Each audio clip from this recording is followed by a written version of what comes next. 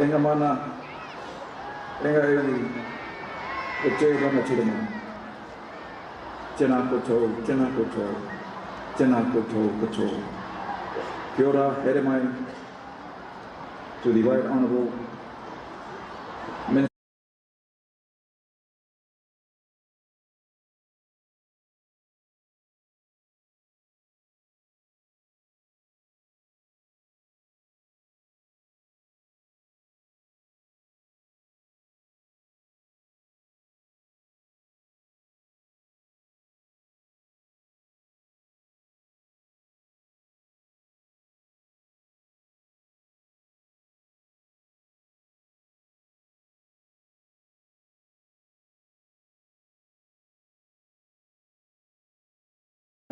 Sa fiona i uri parmia o na tonga ma a to ai to no na sa o na o mato ta pale ma na fa lolo o ko i o no ta i o ta to Julai mo o tau mai o fiona de parmia o na tonga o na Julai pele mo ta ina o fua o na tonga. Momentarily, the Prime Minister of the Kingdom of Tonga will arrive at the following. And when he arrives, we request everyone to be outstanding for his arrival and to remain standing for the national anthem of the Kingdom of Tonga.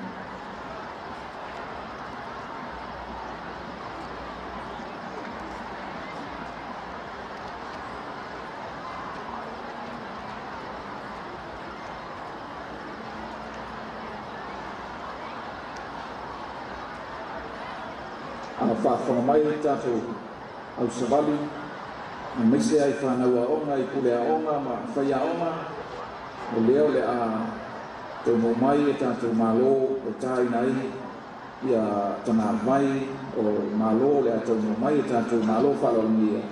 Whamau mole au o to ia le ba, tātou whiwhi le mu, whanau a onga, ia ina ia la mona le leile tāinga, ia o tanga mai o tātou malo whaalongia o le atou mai.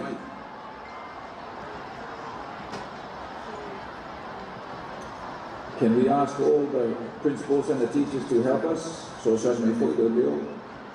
We have the principals arriving very soon, the Prime Minister of Tonga and also Her Excellency, the Governor General of Australia, which the police will play the national anthem for Tonga and Australia.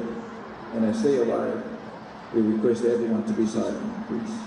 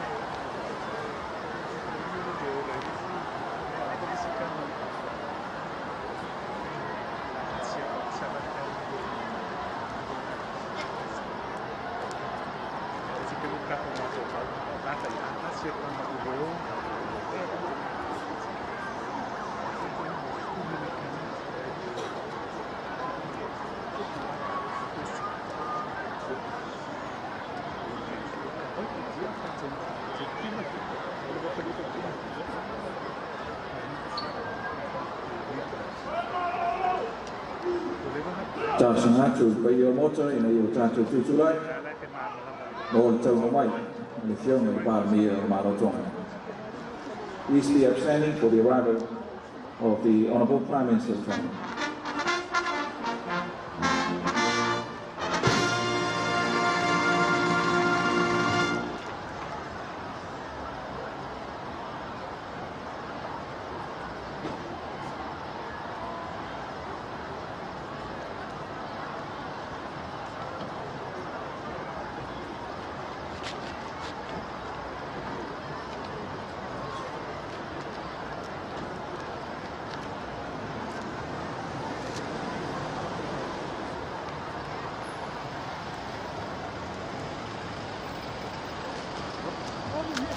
And please remain standing for the national anthem of the Kingdom of Tonga.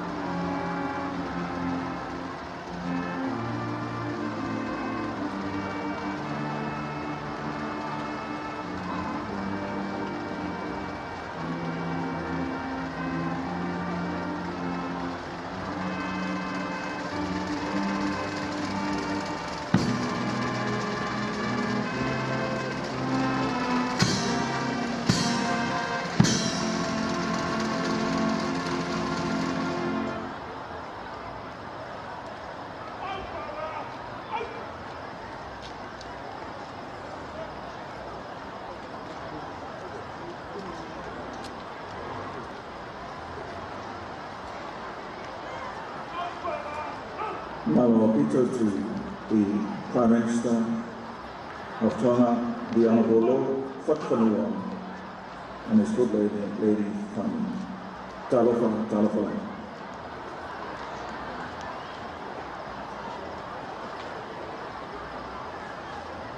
Thank you. Please be seated.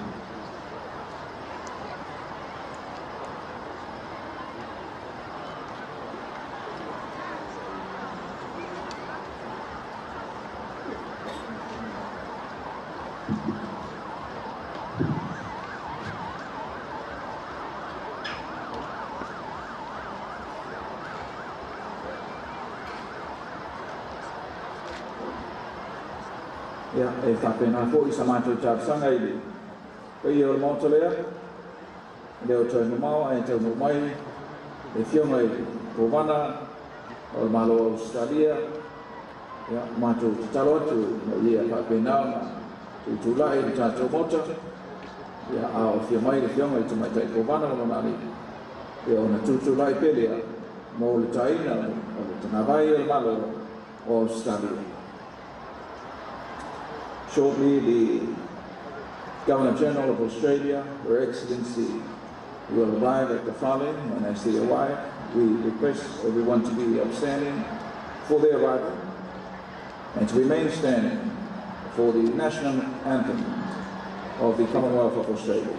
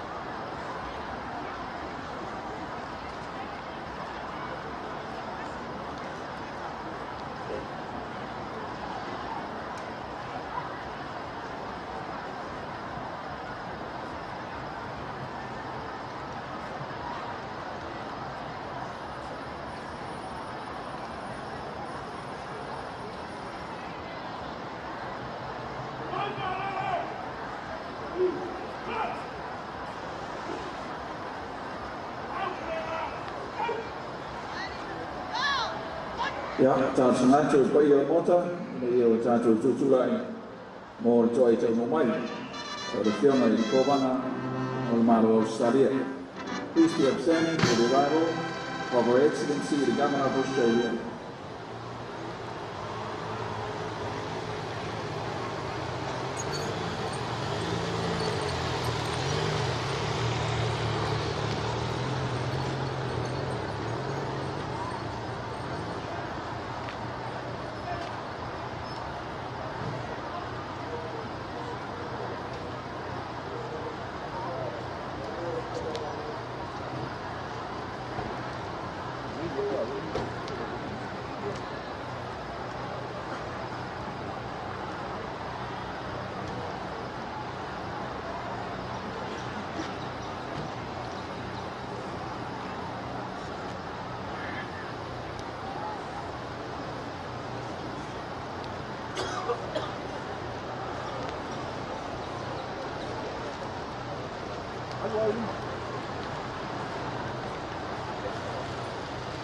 And please remain standing for the national anthem of the Commonwealth of Australia.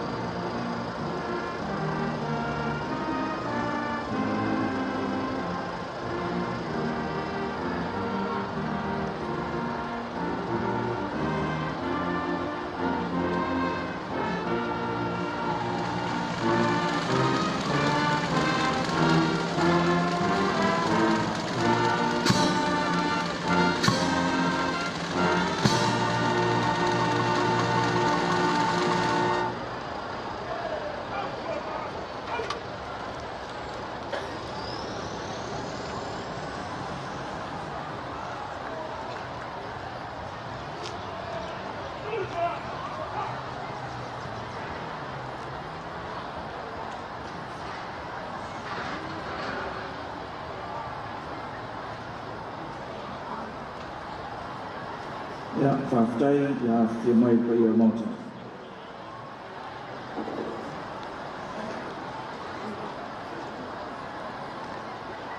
Talofa to Her Excellency, the Governor General of Australia, Her Excellency, the Honourable Sam Mosley, and His Excellency, Simon Beckett. Welcome, Your Excellencies.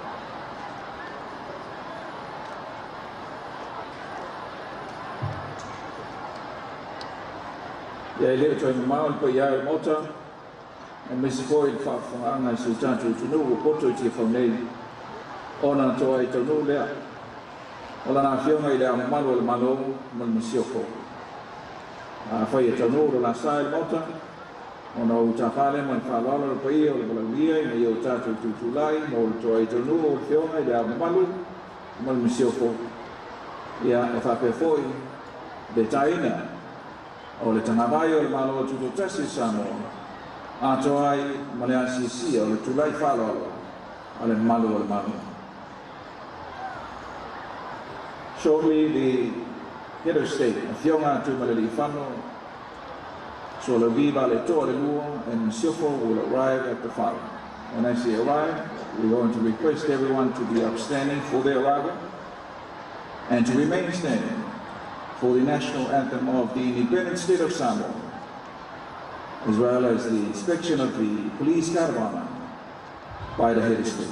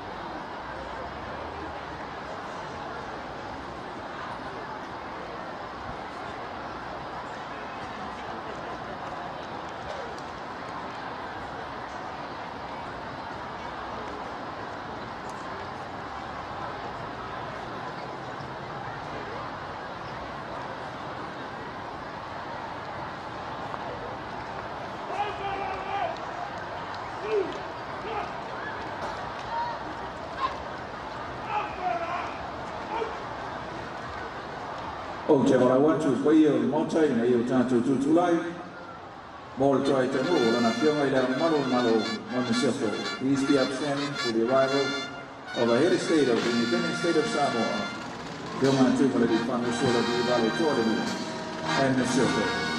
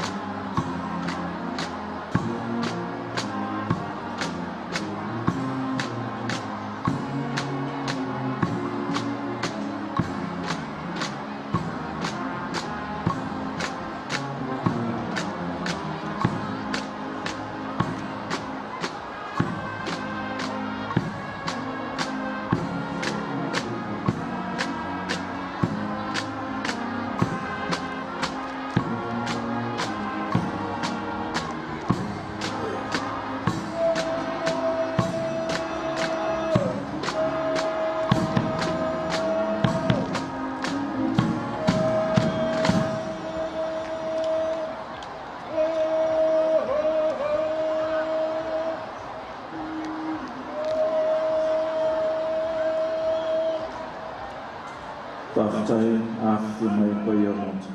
Please take your seats.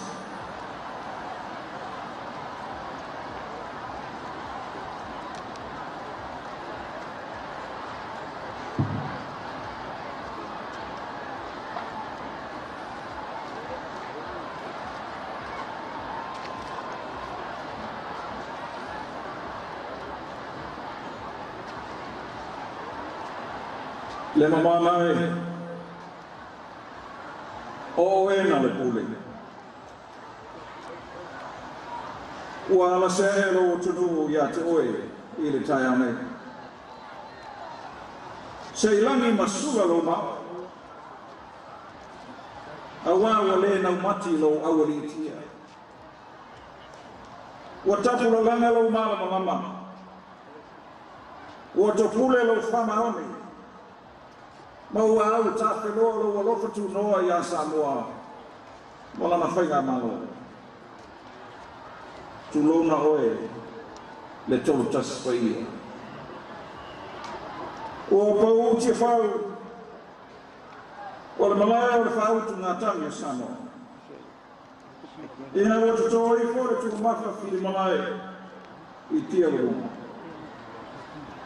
O maru maunuai whangatia au ko tu au fuma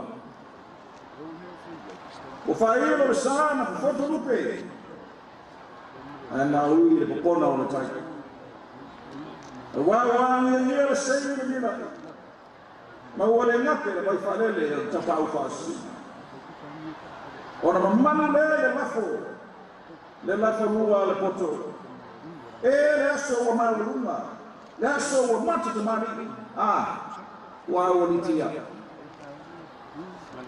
o paia sa mafaina paia popo sama wa su mai o su mai te tai o sama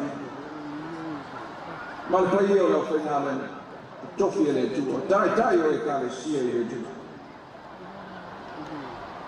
le malta we mai o tanto ma o fa la mia le mai o fio mai la mano il malo mo misio la fio mai o su fono su Sofia le paio e trattolo fai a malo samo al paio fai a malo tu le mua e fio mai o fio il covano c'è fio mai o fio il presidente del senato malo fio il fondo se l'hai paio fai a malo e ieri lo mangio ta fina e o malo mo paia e afu mai ma tele ma malaya ma se ia paia feeling politici o se taili o na tu le tai o sa ma totala le avei le fioma i le ava malo il malo lena e ana tonu ai le paia sa o le tu lo ia ma tu fa tanto o lo ma tu leo fa tanto fai ma funanga le fioma i tai o malo le riparlia o tai fono o comiti o sta penana o le fama tuino le ono sul fatto sana al malo Tutoatasi sana ma tu o lo fatto ma tu fa pianto e poi ia Samoa sauti mai mai su mai bali mai to mai hao e le sani na lo ia le fa malo mo le tu ina e te mai o le malo Tutoatasi sana. Your Excellency, distinguished guests, ladies and gentlemen, it is my esteemed duty to extend warm greetings to you all on behalf of the Honourable Prime Minister, the Chairman of the Independence Committee 2026.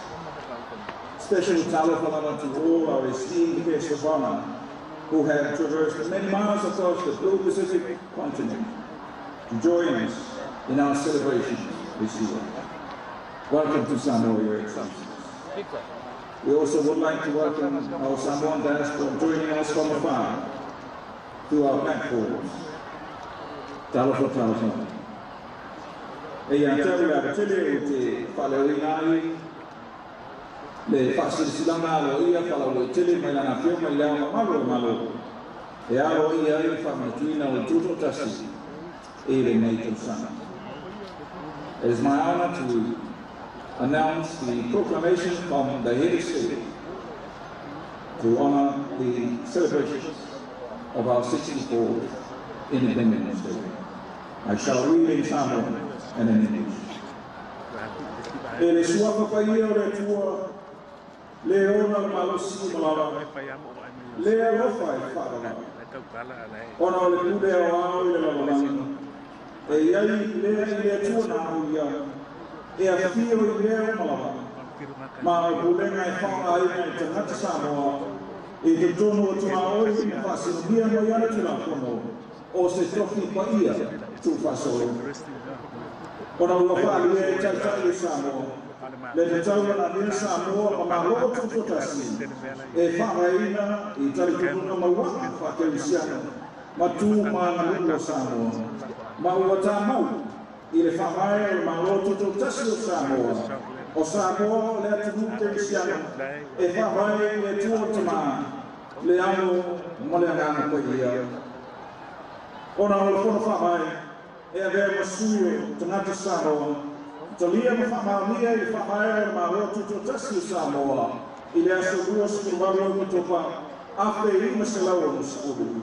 Ma o le nei whamae na talia ina e tangata no uma o Samoa i se tasiri na patuina ma whamaunia i le palota o tele sa whaia i aso ima me awhe i maselau o tasi e i lantou o lua sikutasi ma siri atu o lato tausanga. Ona safa o te ina e le whanotele e malo whatasi i le aso fitu i ulai awhe i se lau o tasi le whengaia o le tausia o Samoa i lalo le vaina malo Tutoatasi mai a mata whamaruina le netulanga mai le aso mua i anuari awhe i se lau o mua. Ona na mali lia tangata le uma o Samoa e whatau a ina whantua whono no lantou whamae i le aso mua i anuari awhe i se lau o mua. Ma ona ua tāwhe ngai o le whamantuina le netulanga e siri o na mata mo fie. O le melea, o tuina le whana vale toa suolo hiri. Ao malo, e tisai mai a ina, o le vai na lua Tutoatasi. O le whamae o le malo Tutoatasi o Samoa. Ua o whasi le sila alo ia toi mei. Le whamantuina o le omo se furuwhātou sana. O le malo Tutoatasi o Samoa. I le mei aso. Asa mafua mua Iuni lua ate lia ono. Whai e lalo na saininga ma whamau whailonga Samoa i le aso. Saininga, tūma le rifano ma le toa solau hi le lua. Ao mano. Proclamation. In the holy name of God, the Almighty, the everlasting, whereas sovereignty over the universe belongs to the omnipresent God alone, and the authority to be exercised by the people of Samoa within the limits prescribed by his command is a sacred heritage. Whereas the leaders of Samoa have declared that Samoa should be an independent state based on Christian principles and Samoan customs and traditions, as it is now enshrined in the Constitution that Samoa is a Christian nation founded on God the Father, the Son, and of the Holy Spirit. Whereas the Constitution was accepted by an overwhelming majority of the people of Samoa in a plebiscite based on universal suffrage on the 9th day of May, 1961. Whereas the General Assembly of the United Nations Organization unanimously terminated the trusteeship agreement on Samoa on the 7th day of July, 1961, the termination to be effective on the 1st of January 1962. And whereas the people of Samoa had decided to bring into force the Constitution of the independent state of Samoa on the 1st of January 1962. And whereas it is fitting that this momentous event be duly commemorated. Now, therefore, to Maleli Whanau Male to Asolo E. the Second, Head of State, pursuant to Article 23(1) of the Constitution, proclaiming that the 64th anniversary of the independent state of Samoa shall be celebrated this morning, Monday the 1st of June, 2026. Give an honor in his hand, and the public state of Samoa Signed, Giovanni Fano, Maria Toa, Soloni, the second. Here is second. Tell the Titi, my father, O Titapai, the Sumay, the Fatin, the Sumay Train and the Factory Sign. More than Taino than they sound me now, here at the time. It is now my duty to welcome Reverend Elder and Factory Sign to lead us in prayer. No killing to you.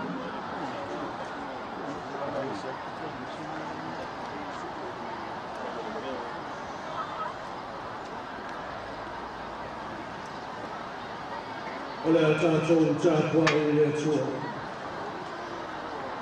Pio mai a le atua le tamā, pio mai a le atua le alo. Pio mai a le atua le ngānga paia e te whamamanu le tāpua inga o le loto whaapatai o Samoa i le whamanatuina o le nono skuma i whātausanga. Amen. Nai pūlanga mai tustaia. E soto i lona tātou stupitu o lona whaiupu sifulina. O na whātua i le mose le whituwhaitālanga na whaingoa ai o le ringi o lau tangawai o ia. O le mea muamua e au na tātou manatua. O le tusi o le soto i lona nga monu lava. O le ala I whako, pe a whauni e tusa ma le tala le tusi o e soto. O le ala I whako mai le kolonga. O le whiau lau te tere o le tusi o e soto o le atua. E le fia e whapolonga e le tasi tangata. Le tasi tangata, po nisi po tangata. La tau te whapolonga nisi tangata. Pe o whorau. A whaia iei se mea e siri atu o na manao nia. E le ngata o le whamanatuina o le wono su whātausanga. Ma le angai le numana.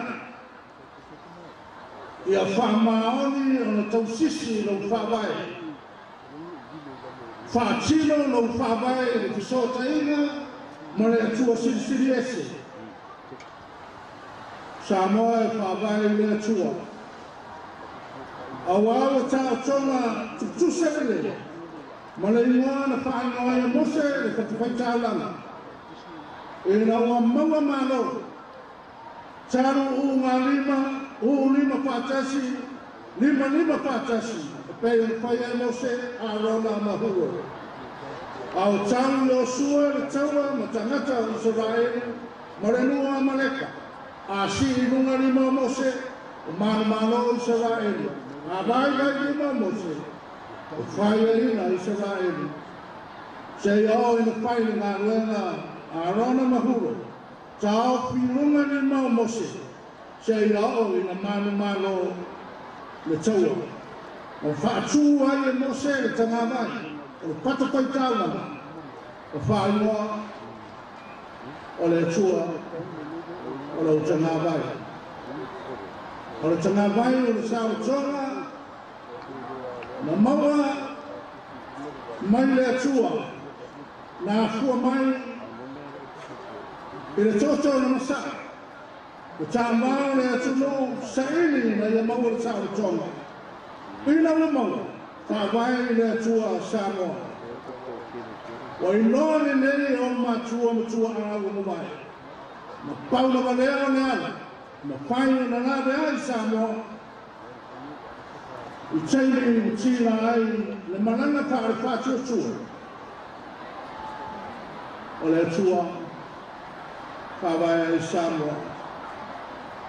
O suena o fuefue. O suena o ngā taifane, whairatanga ma vesina e pēni tātou uloa. Au tātou uloa le ita ma le tau nusui, o le whasiok tangata maisi a masala, o le uwhai, Samoa, o le tualano, o le tusupaia. Tātou whamoe moe na o le tualana. le tali o le atua o lo tātou tangava. E le no whai se tasi o na whaasa se, upu o le tuspaia. E o mai asa e maanini ai le o na o tupu tele le ani o le ana. O le atua pure awa, maona awa malele. O le lawe ai leo Samoa, angai atu I le numanai o ngā o tātou ilo. O tātā tele le amio o le whili. Ia whamano losi I tūri vai o vaia. Manima o angangase. Let us pray.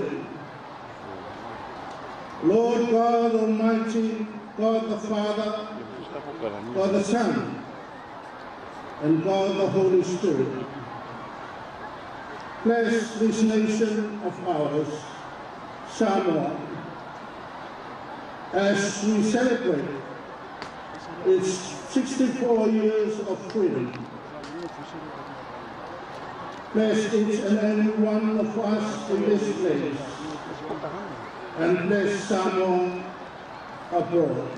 We ask all this through the name of Jesus Christ, our Lord and Savior. Amen.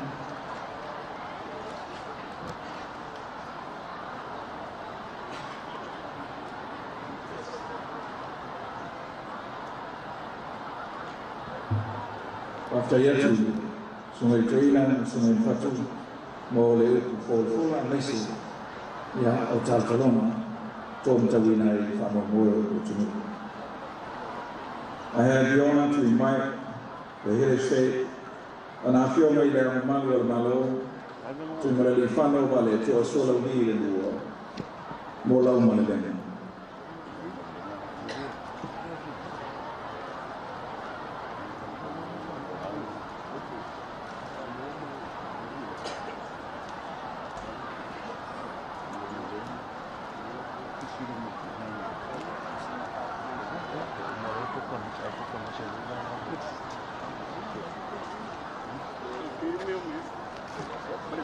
Lau sunga le te tai sa minga, lau sunga le te auto ina in patu basa.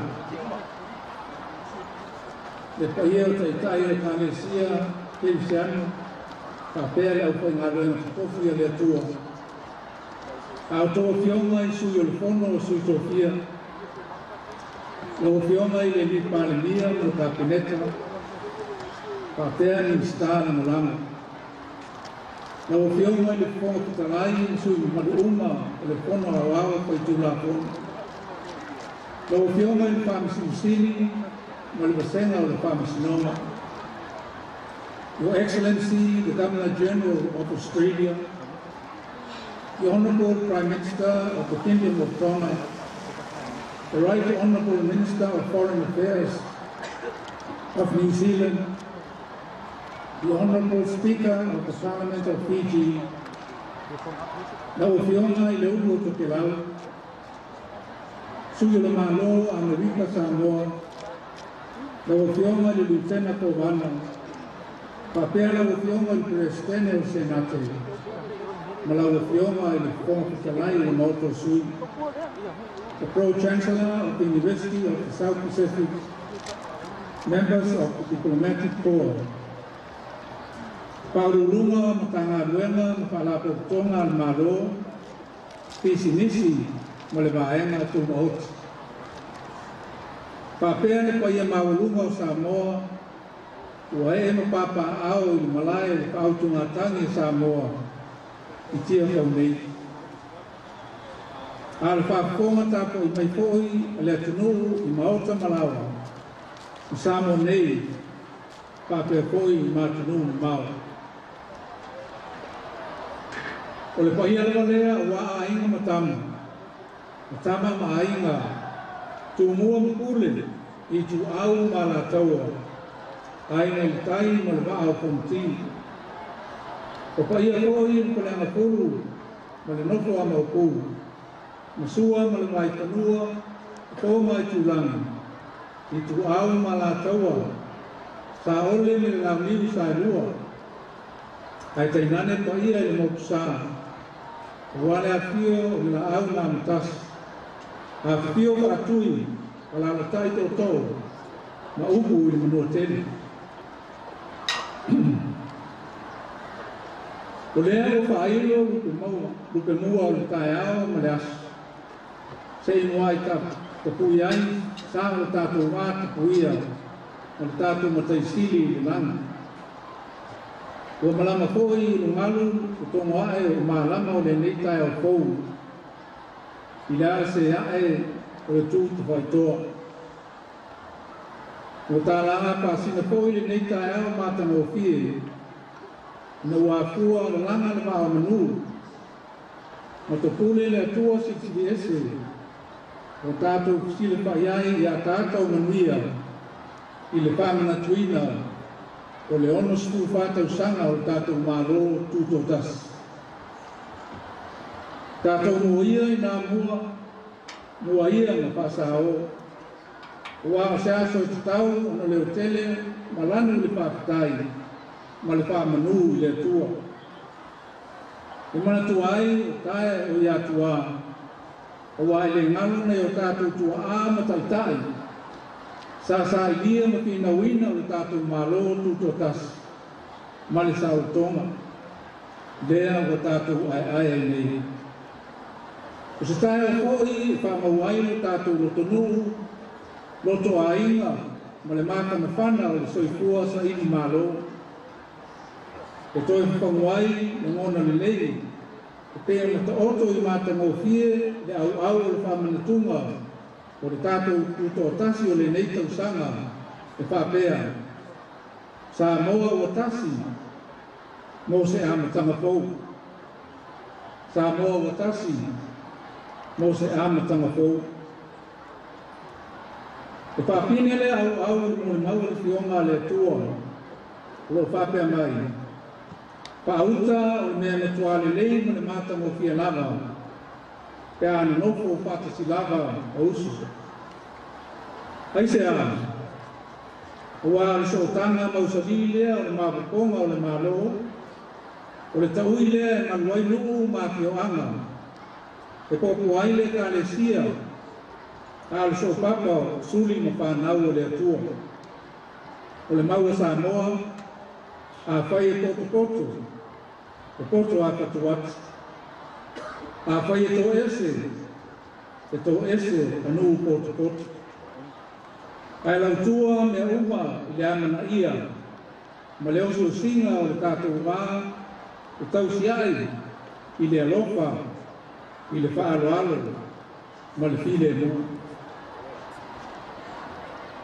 O le so, o le nā sa whamanatunga o le tātou tala whasolpito.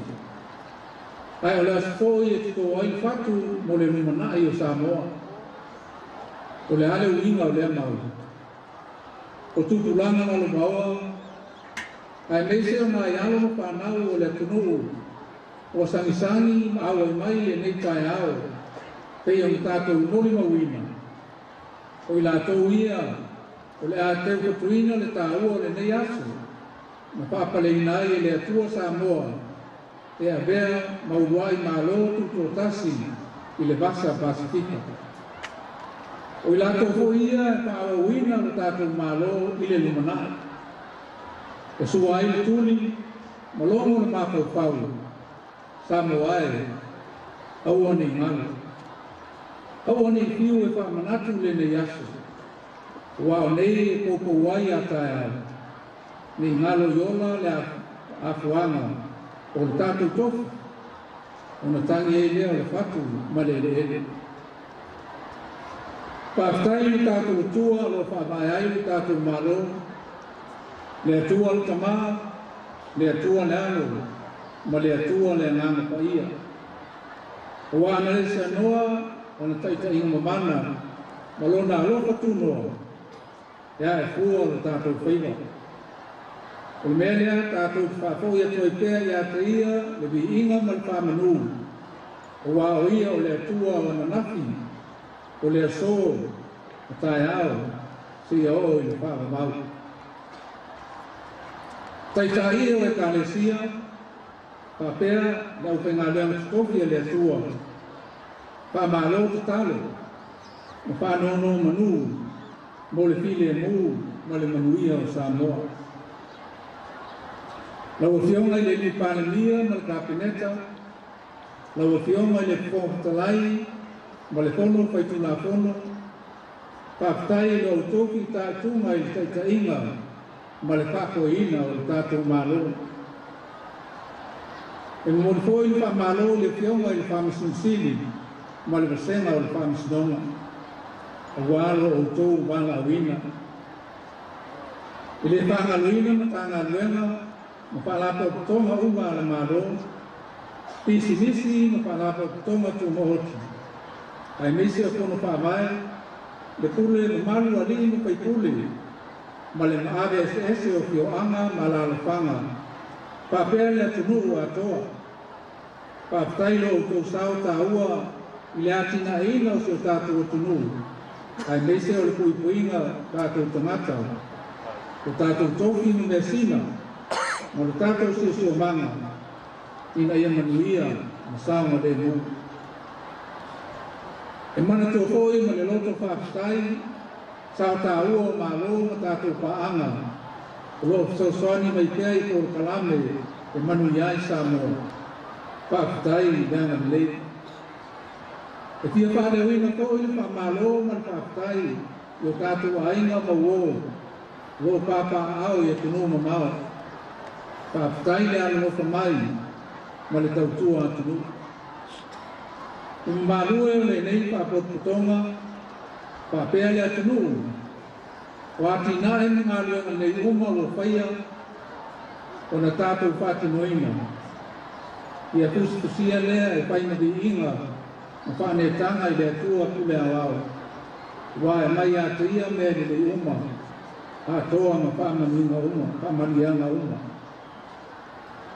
O le tatalo, ia tai aleina pea, le mana o tātou atua, le pōlaunga, o tātou malo, ma le atunu. I tai malu, ma le akua si o le ngātai whale. Ia vea koi le autu, le whamanatuina o le tātou tutoatasi, i le nei Tausaga. E whai o kutu whaatonu wholau, i le sao Samoa, nei mātai au. O le polo inga Iesu, ino le awhio i le langi, ia o tōu pēa le whani. Ia whamania tele le atua i tātou malo whaalalungia, ma le nei pot o tonga mamalu, whapea Samoa awao. Ia manuia le whamanatuina o le ona suru whātausanga o lo malo tutoatasi Samoa, soifua.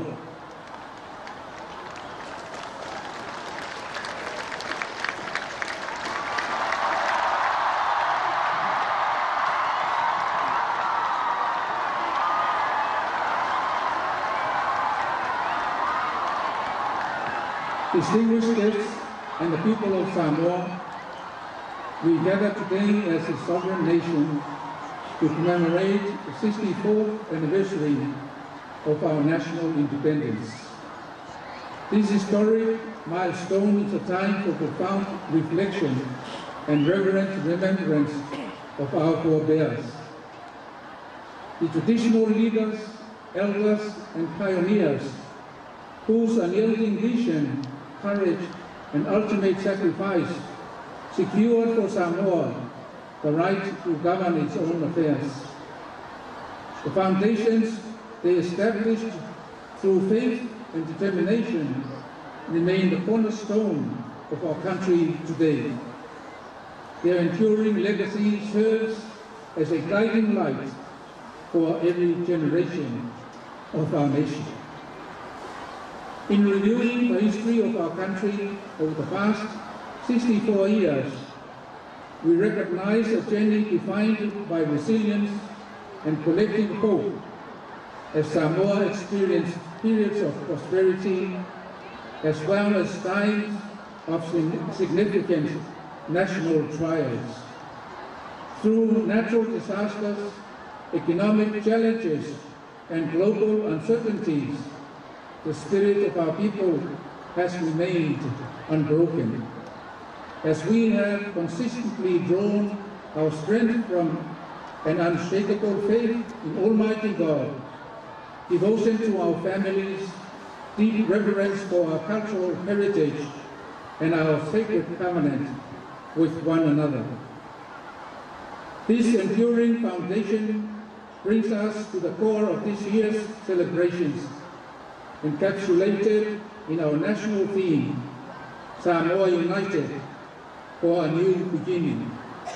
Samoa United for a new beginning. A new beginning does not mean we diminish our history or forget our origins. Rather, it requires that we carry forward the deep wisdom of our ancestors while decisively embracing the responsibilities of the future. This calls each of us to renew our commitment to the fundamental principles of mutual respect, service, compassion, integrity, and our foundational Christian faith that define our identity. Unity has always been the ultimate safeguard of our national stability. It is woven into the fabric of our daily lives, within our families, our villages, our churches, and our communities. It is the collective spirit that enables us to stand resolute in times of adversity and to rejoice as one people in times of success. In this era, maintaining that national bond is paramount. Our world does not stand still. Every day brings shifting realities, from the reach of new digital tools to the impact of a changing climate and the pressures of a global economy. These movements bring both new doors to open and serious hurdles to meet. Meeting these dangers cannot rest on the shoulders of the government alone. It calls for the hands and hearts of every single Samoan. It demands the shared dedication of our leaders and people at all levels of our society, the wisdom of our elders, the innovation of our youth, the industry of those working our lands, and the enduring loyalty of our diaspora. Our young people stand at the absolute center of this new chapter. As the future custodians of our heritage, we have a collective duty to invest heavily in their education, support their diverse talents, reinforce their moral values, and provide stable frameworks necessary for them to flourish. In securing the advancement of our youth, we ensure that Samoa remains a strong, innovative, and confident nation. As we look toward the horizon, let us commit to building a Samoa that is prosperous, fair, and sustainable.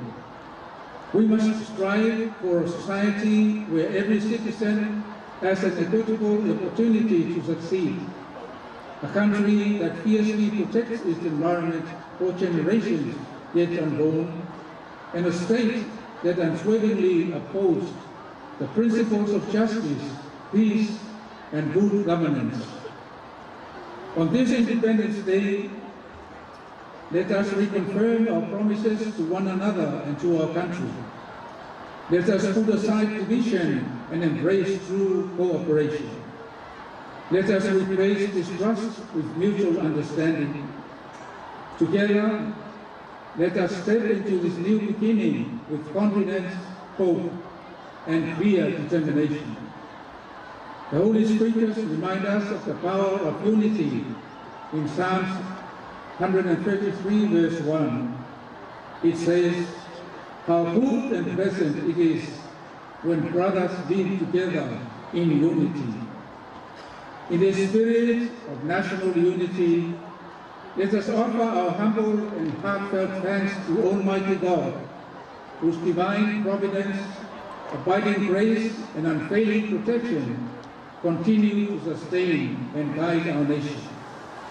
I deeply acknowledge the vital role of our church leaders and clergy across all Christian denominations in Samoa.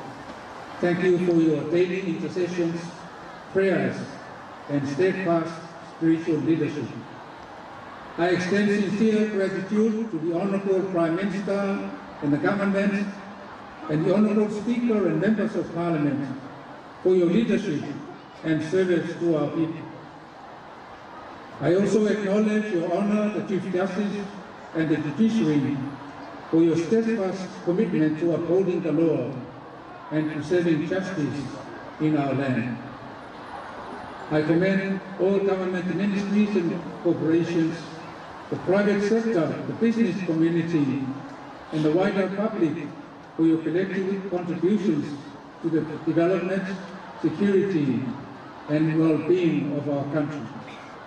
To our development partners, thank you for continuing to work alongside our government and people in a spirit of mutual respect and trusted collaboration. To our distinguished guests who have travelled from near and far, we are deeply honoured by your presence and thank you for joining us in these celebrations. I extend a heartfelt appreciation to our Samoan people residing abroad. Thank you for your unwavering support, your sacrifices, and your enduring love for your home country. Finally, it is my earnest prayer that the abundant blessing of Almighty God shall continue to rest upon our beloved nation of Samoa and upon all who are gathered here on this auspicious occasion. May His divine wisdom continue to illuminate our path and guide us faithfully through every chapter of our journey. May the observance of this 64th anniversary of independence be marked by peace, harmony, and enduring prosperity. Soifua.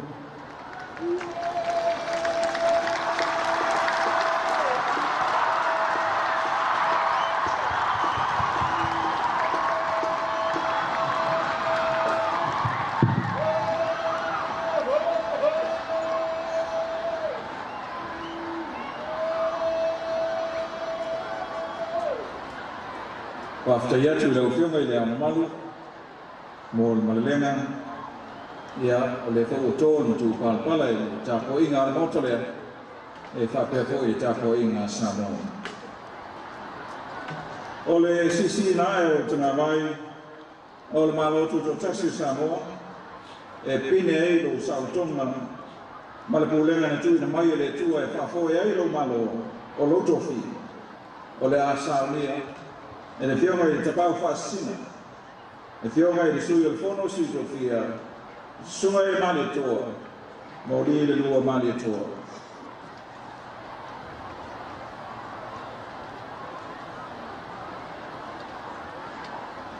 The hoisting of our national flag will be conducted by the Honourable Member of the Council of Deputies, Mr. Sumay Manitor. Can I caution our guests and everyone gathered on these grounds that there will be 21 gun salutes to be fired from the cannons as the national anthem has been played by the police brass band. Please note that these are empty rounds made especially for ceremonial celebrations. E whairoatu male, whaloalo ao Sisina e tana vai o malo Tutoatasi o Samoa. Ia malitaina o fua o le a whapapaina tātou whanawhanua e lua Tutoatasi e whaelo ai ia le mawalunga o le aulia e le tunu o lona malo Tutoatasi e ono skul whātou sa. Ia mai wala watu ina ia Tautuana, a mese tanto whanau. Ia, a mese ia lantou ia ini tūranga ini ngasa pātoa I whale tonu. Ia o whiu atu, ia le whiu mai. Sue le whono sui tō whia, sunga I mali toa. mo le tuina e le tanga vai ma le malo Tutoatasi o Samoa.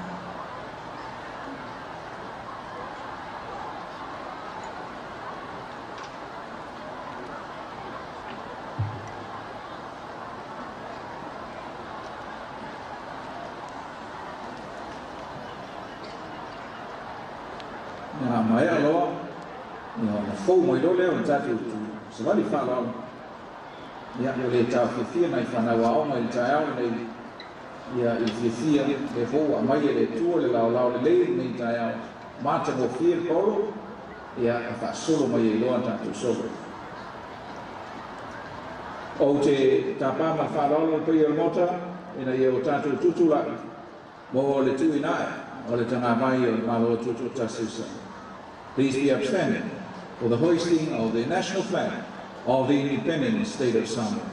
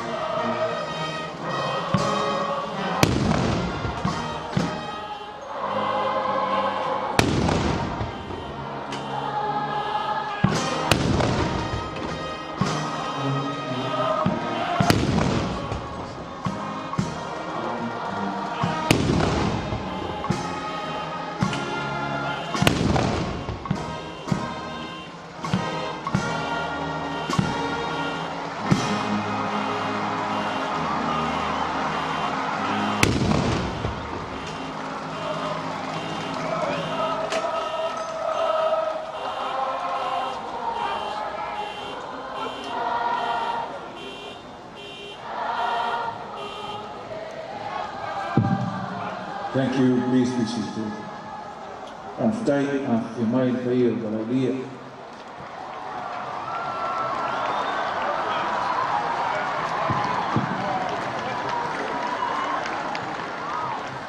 Ia leo mo tua tu ina e tana vai o malo Tutoatasi o Samoa, patinoi nei sua e mali toa. E mai e ni tadu nunga ia o ta pena mai loa. O tatu solo whalalo. Kai te mai e tūlai whalalo e malo, so mai ei mai whai ku ia ona whaso mai lere tātou komiti, ia so mai whai le malo, mo le whaso ina mai o tātou savali. Esteemed guests, ladies and gentlemen, that completes the raising of the national flag of the independent state of Samoa, the ceremony we just had this morning. Next up is the march past to be led by the police caravana, closely followed by the police brass band. You see that the Australian Navy band is also joining us, and also the Navy from the Royal Tongan Police. On whasoro mai lea o tātou savati. La fortuia i tātou komiti, ta kwasam whanaya ma tātou tausala whasara lau o lo tau lau le nei, mai whaalau. O leo tātou iai le tātou savali whaararo le nei tai au Samoa o poto o aonga whala Abutona Company, ya o lau savali whāraro, lau fia o le oli o le pati, wa ea ulia lau ono se furu ma le whātausanga, e le nei tausanga. O tātou savali whāraro, teitea mai, malo le malo, so mai aile, tātou malo mai tonga, mai se o le tātou nene mai, Australia, so mai lea ma whānaua oma, I tautuana, ia tātou whānaua oma I whāmomo mai. Sauia.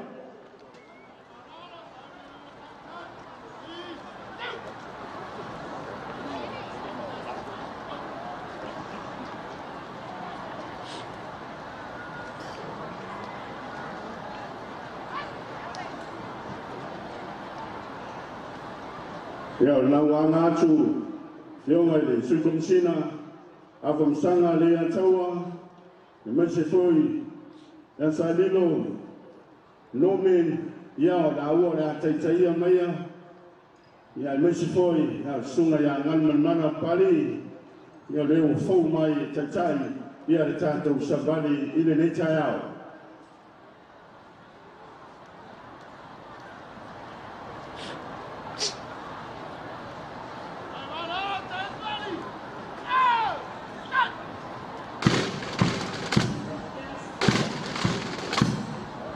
Distinguished guests, ladies and gentlemen, parents, teachers, brothers and sisters of our nation of beautiful Samoa.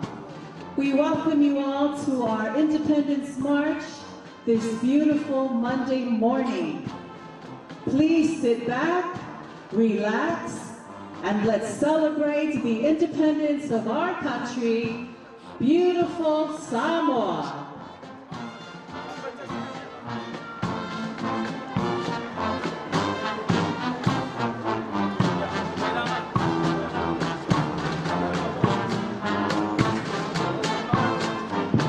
Our very talented police band and the Ministry of Police Prisons is led by the very handsome Acting Commissioner of Tutoatasi, Afamasanga Samuel. Apa se pati mai tato, malofa tai.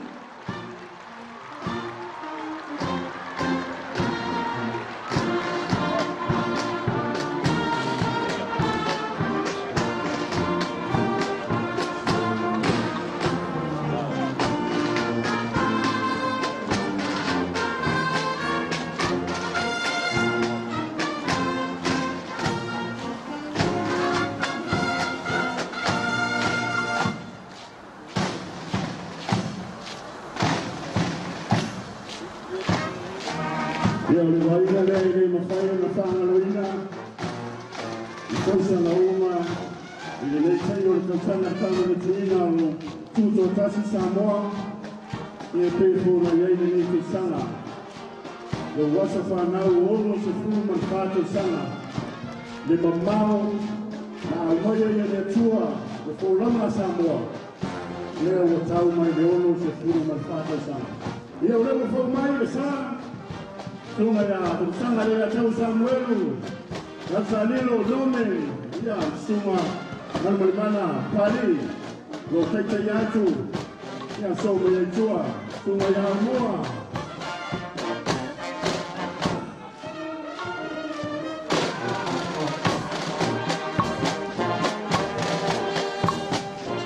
Ya te masi patele onawa, ma aro mai, magor mano.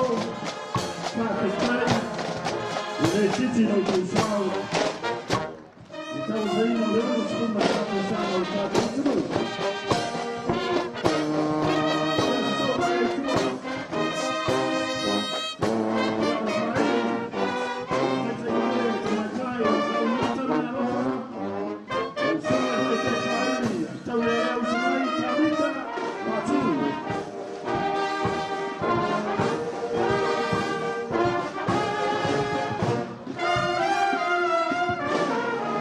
Standing over our communities, please welcome the Ministry of Police and Prison Services, day and night. They serve with courage, discipline, and commitment, protecting communities, serving Samoa.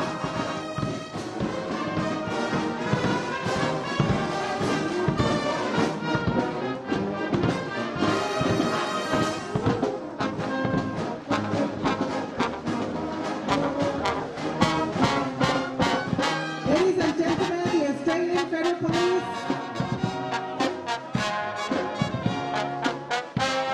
and the Australian Defence.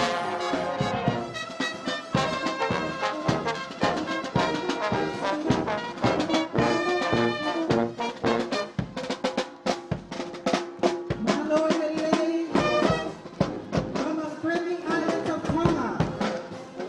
Malo Pizza Tonga, let's give them a round of applause, ladies and gentlemen.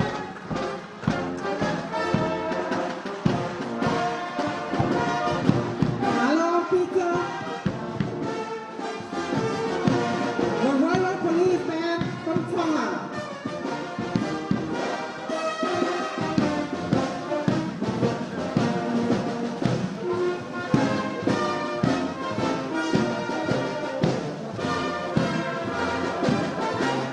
Ia lawa, ala atu le savale mai malo tonga la to faili, ia so mai e tua. Savale le pulenga le tinemu, fala de lave fa posei. Ia le savale le pulenga le tinemu, fala lave fa posei, dalo te teiga. Ia le komisina tinemu, fala lave tu fa posei. Tano vasa o rapu pe tone mama. Fase funo le numero na usavali. Maolo afia yeli mata mai tai tinemu. A mata ya po le new recruitment lua o luono. Lo tai tai e savali le afionga i le komanda le vaenga wa onga. Ia le afionga ya mapusua ke renta sa mania. Maisho le tau pomu so mai miti. Ia o rato tau avinga le tanga vai. Lo muni mai tuita i tua. Ali tinemu. Ia pati miti mai. Lawa whaara mai.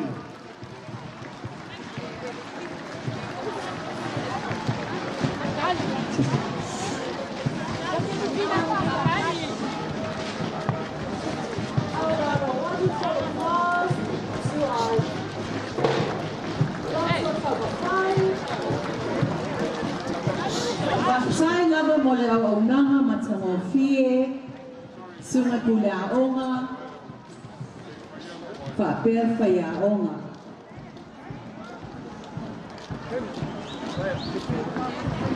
Pati mai whamolmole le aonga, lota tamawhai. Ai e lumole pale mai mo, pasto uta, private school, tai whanau whaonga, me se poi pure aonga, ma limita mai tai whai aonga, mono tu sao taua. Koi lumole whionga le minstau le upo mo le whai pule, a ana numero 2, pono whawai, a ana lofi numero 2, lo wangai e tu lumole. Tale mai se mai se pati. Papai tele, pasto uta, private school, broto sao taua. Next up is our primary school, Homai School, all the way from Auckland, New Zealand, led by Principal Christina Patel. Total of 22 students, 6 teachers, and parents. Malofa Tai, thank you for coming. Aona mai pa tautu palatai, papai tele mai whanaua me se toi, se mai pai aonga mantule aonga, koloto sao taua, se mai se papai tele, koloto sao taua me se whamna tuina, o le oto sufata tana o Tutoatasi se o malo. So mai e tua o Whanipā Private School. But thank you. We'd like to welcome Whanipā Primary School.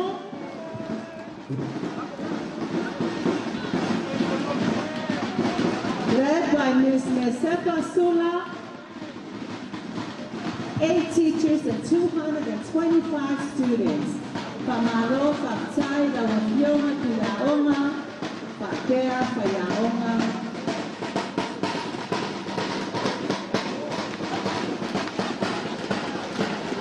Hai mai luma o le pale mai tata pero e tato maro kolonia. Lotu Pu'e Primary School. Lotu Pu'e Primary School, we welcome you under the direction of the principal, Ms. Tausaga, 4 teachers and 169 students. Whamalo Lotu Pu'e Primary School. Matai tele Lotu Pu'e se mas pati o nai whanau. Tauasa mai lava Lotu Pu'e o no le whawana tuina ma whia au wai lo waso whanau Samoa. So my tua o St. Paul Academy. And behind Lotu Pu'e, we welcome St. Paul's Primary School, St. Paul's Academy, led under the direction of the principal, Afio Aleota, and our wonderful Year 8 students and teachers. Thank you, students and teachers, for celebrating today with us.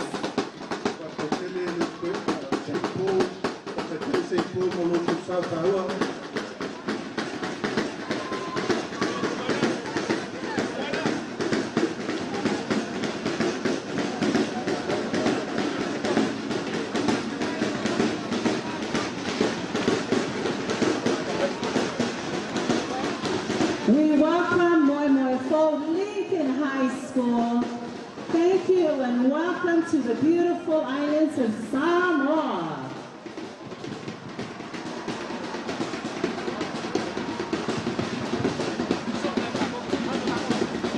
Thank you, Lincoln High School, for participating this beautiful day. Established in 1957, George Palafuro, let's give them a round of applause for wonderful little children, tomorrow's future. Malofa Christ.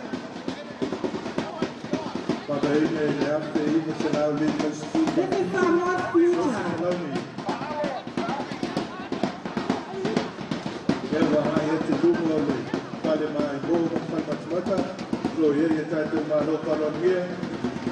So si kalame ipakaina yate ili selalu mas matutu.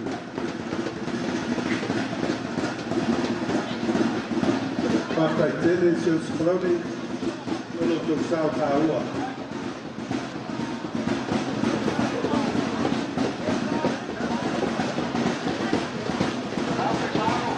So mai ai tu Robert Louis Stevenson se tase do aua tu maoti. To tele ko yala ku whanau o awa uina ai ili nei awa. Tele ko inisio tamari I longo le atunu ta awa uina ai ili nei awa.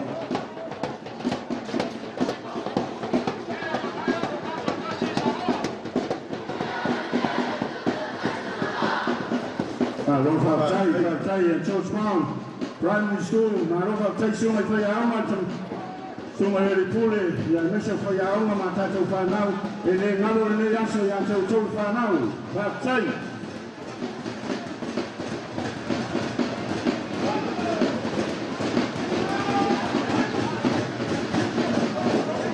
Robert Louis Stevenson, we welcome Robert Louis Stevenson. Every child marching today carries a dream. Every dream carries the future of our nation. Please give a hand of applause to our young ones. Malofa Tai.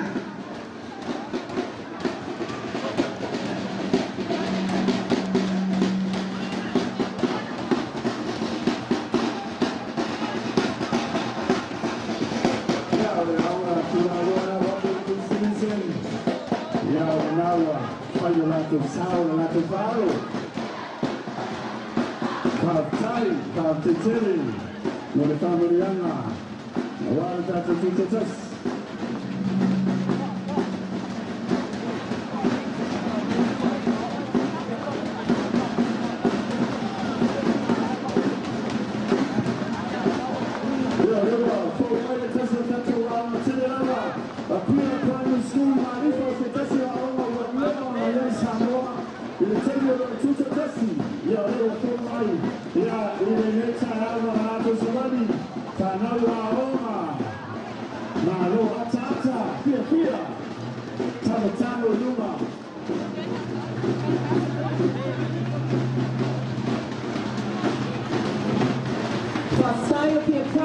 School, under the direction of the principal, Ms. Faisela Tolorono Mikaele, 30 teachers and 1,145 students.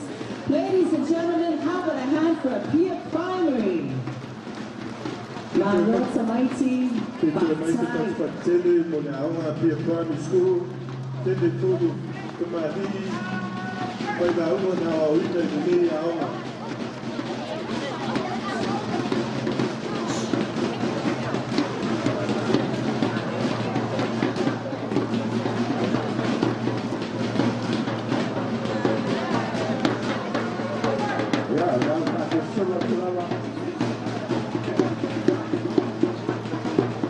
Solo atatu, ya sema, ya na bulu na tuayo sema.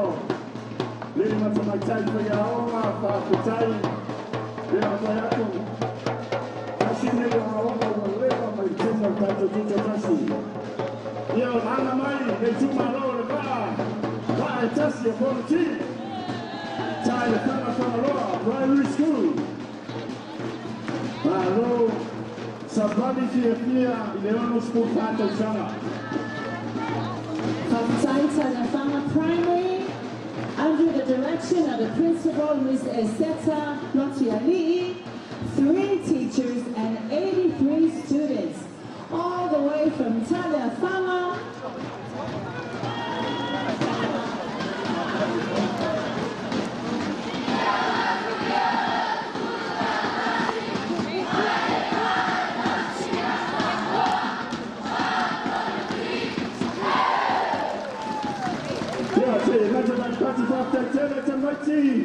Ya le ba tasi mai kono chi malo. Ya la no mole twai. Ya le ta mai tai fa ya oma ya mense ya le tanto tu malo. Le ba kono chi fa tai o ko sao. Ono sku fa te sama tanto Tutoatasi. Ya hai mai kono si ya oma mai le ba kono chi lona I Whangaroa Primary School. Good morning, Lona Primary School, under the direction of Ms. Vera Lawese, 3 teachers and 52 students. Thank you so much for joining our celebration this beautiful day. Aloha Lona, ya ilo to sao. Ya Abu Academy School in Pesena. Amu Academy is a private institution, a primary school, under the direction of Mr. Kuyai Konofili Leota, 16 teachers and 372 students. Thank you, Amu Academy, for gracing us with your presence this morning. Ya, o sanfo de ni Tausaga na esa vali fa ralo tia pau. Falevao Primary School. Yeah. Falevao Primary School is under the direction of Ms. Ciliana Fa'alomo, the principal, with 6 teachers and 160 students. Thank you, Falevao, for attending our walk this morning.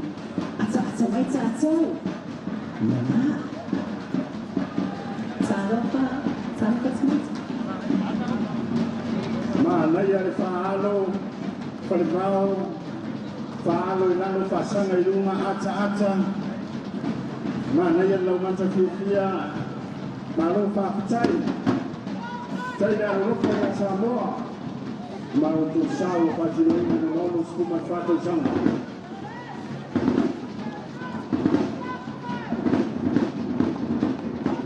Ya le tata wao, ale kare Catholico, St. Teresa.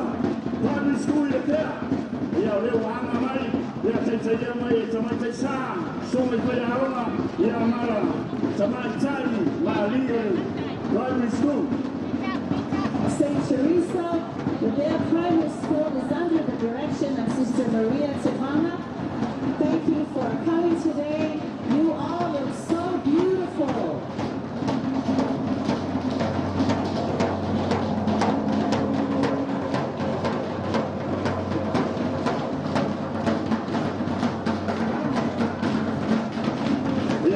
Patai, St. Teresa. Yeah, there was a show my Manesi Savani, my bar for the T. Sawano Primary School. Ano mapana na iti. Ile kama roina le yaso na Savani hei. Iti afau ilo Tutoatasi. Thank you, Sawano Primary School. Under the direction of our principal, Mr. Iuni Alfan, with 3 teachers and 91 students, all the way from Sawano.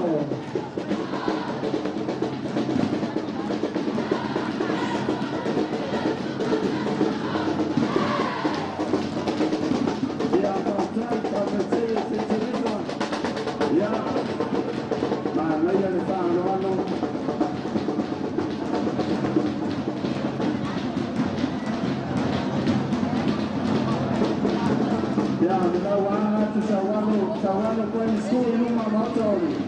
Tanto Friday, ya wala wila.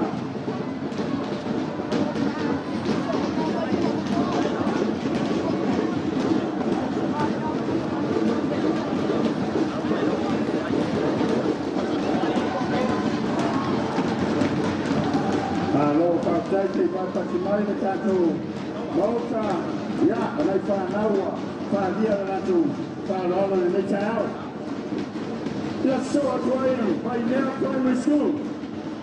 By now Primary School, we welcome you this beautiful morning under the direction of our principal, Tutoatasi. This is another large primary school here in Samoa. 25 teachers and 1,118 students. Ladies and gentlemen, how about a hand for our beautiful Wainea? By now Primary School, the elderly lady or Nima to my tie for Yaona, Ilanato Tonina, Maloka Tai. Ilata Wina, Tato Fana, or the Lumanaya Samoa, Inayato Moa, the Siono, the Kuruma, Tausaga. After telling you to town.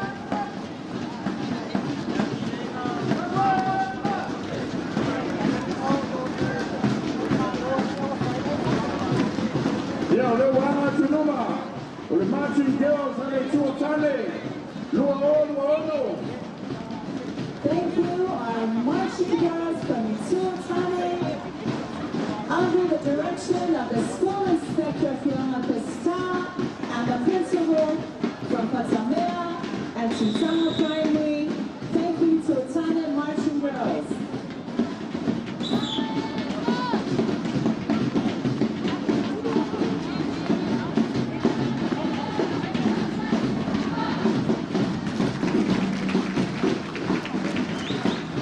Also, for tour, I had a Tato Savalia, Samoa Adventures Rock Observation Church. Yeah, or Petaya Kufoi, Yalu Fanau, Patai. Thank you, Samoa Adventist Primary School.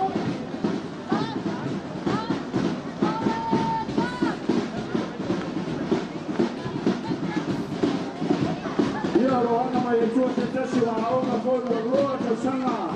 Primary School. The power in the lava.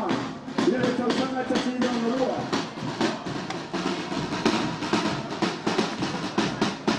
Hello, Patai. Samoa Adventist Rock Observation Church. Yeah, they were not too. Yeah, the primary school of my base. Or I don't know the name of power in the Tausaga, Marcato Tutoatasi. Here it is in the Lua. Yanawina. Almost a full Mafato Sana. On the name, I want to know. Say, what's what you might have now to? Yeah, the Mama, yeah, the Tato Malo, here. My Boston Primary School is another large primary school here in our islands, under the direction of the principal, Mr. Savannah, with 24 teachers and 785 students. Students that smile and wave to the camera.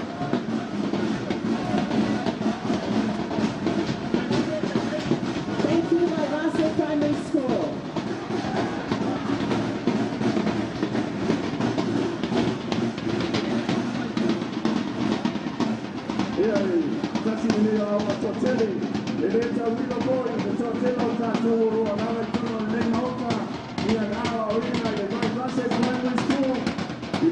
Tausaga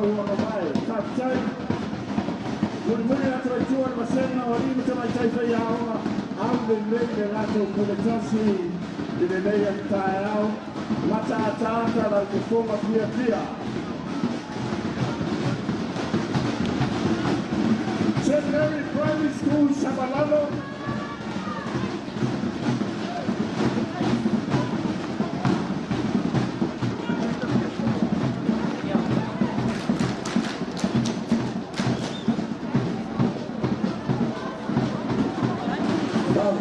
Bypass Primary School, although Wasso Whanau for the day. Whamana tuina no wono school man whātau samataro na whawaile aoha. St. Mary's Primary School, beautiful ladies. St. Mary's Primary School is under the direction of Miss Iveta Buivaifane, 24 teachers and 602 students. Ladies and gentlemen, how about a wonderful applause for St. Mary's students? Yeah, now St. Mary's Primary School, Sabalalo. Now I have to win now for my child. Yeah, we'll never put the sun out, but win now. Yeah, I say no for you to my son, Mr. Puseno, leave to my child for your own. My love outside, and I told Tolina out in me. Talo Talo, Matata. Aloha Tausaga, Tutoatasi, the old school man Tausaga, Tutoatasi. Yeah, we're going to go back to the Samoa, we're going to go to Samoa, the Men's Brothers. Yeah, they are, I'm right. They go down out the winner. Yeah, now only. So my area, I'm out of my time. Yeah, only I'm there, I see Catholic now. The direction of Principal Ms. Tutoatasi with 22 teachers and 629 students. Ladies and gentlemen, how about a hand for our wonderful students from Mary's Primary School.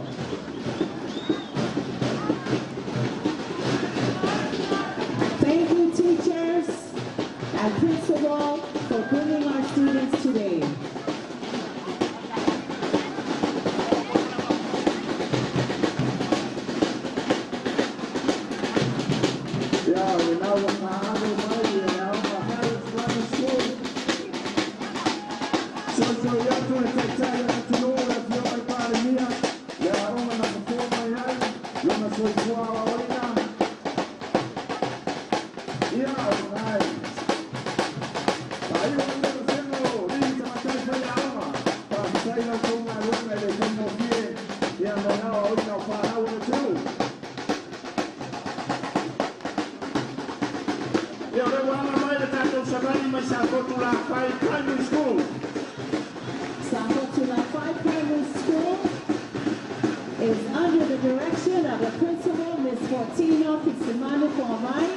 With 7 students and 205 students, 7 teachers, and they will be marching tomorrow as part of the Marching Girls program. Ladies and gentlemen, how about a hand for Tutoatasi Primary School? Yeah, now I'm a room on a 5 minutes to follow Tutoatasi. Yeah, now they're here, the Marching Girls. Este siga chini hai ile matautia na amani sabato ya pai ile aswa tayao. We welcome our parents school. Thank you for attending, helping us to celebrate our independence this year. Malofa time it's matakule papepa ya oha mtatu wa oha. Iuni Primary School. Leo wana mai ya the primary school na watu na malua mai sio.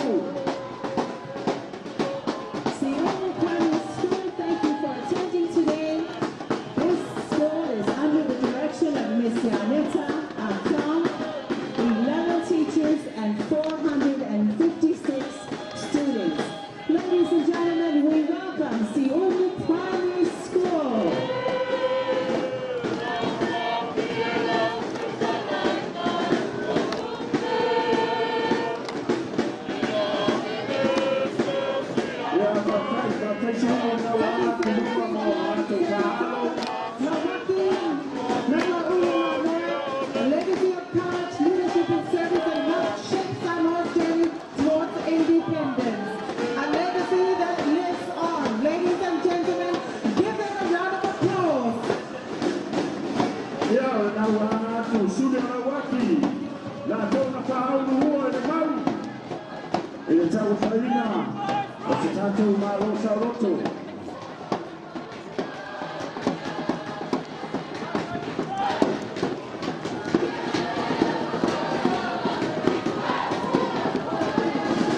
Tausaga Primary School, Tausaga.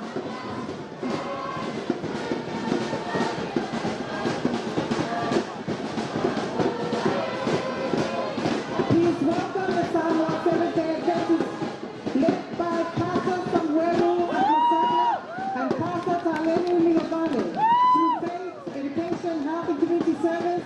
SSAC continues to make a positive contribution to Samoa's families and communities, serving people, serving home with faith.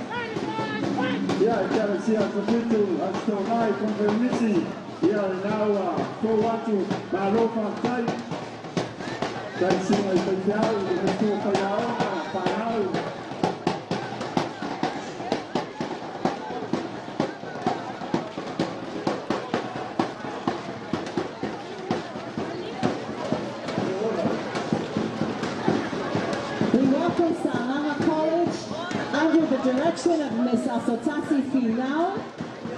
Samoa College has 27 teachers and 327 students. Ladies and gentlemen, we welcome Samoa College and thank you for helping us to celebrate independence of 64 years of our beautiful Samoa. Samoa College, Maroka Chai, Sumai Fayaoma, Lima Chai. Mexifoyo Korisi, Lewa, Taulo to Sao, the little son I don't know, spoon and far.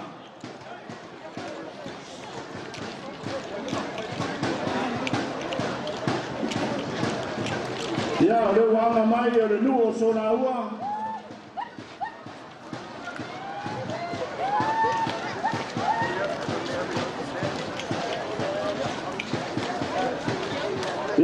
Now we're forward to Taupo, Guru Manaya, Iuni, Yamafana, Matuale, Tanavai, Ono Sefu Marfatu Shanga, Yautato, Malo, Tutoatasi.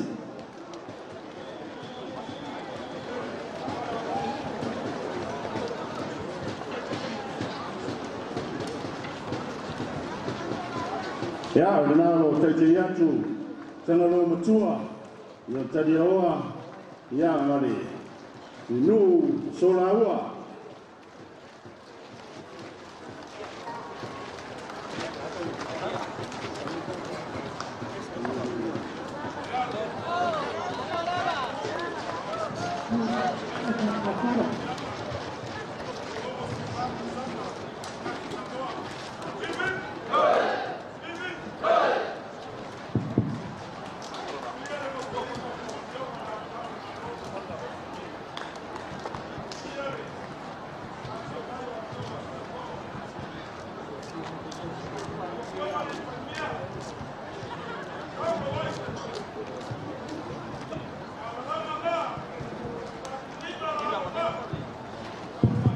Baptized.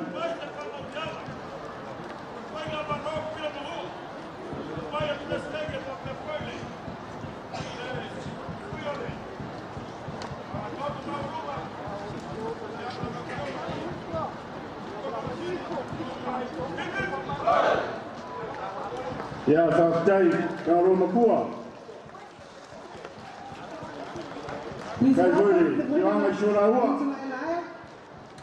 Supporting families, strengthening well-being, and preserving the values that made Samoan villages strong.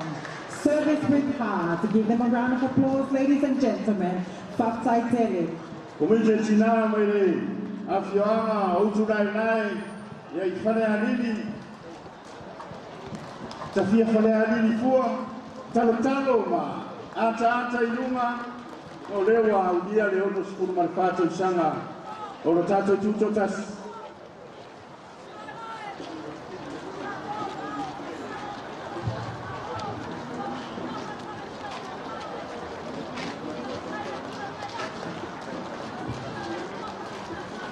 Ya faktai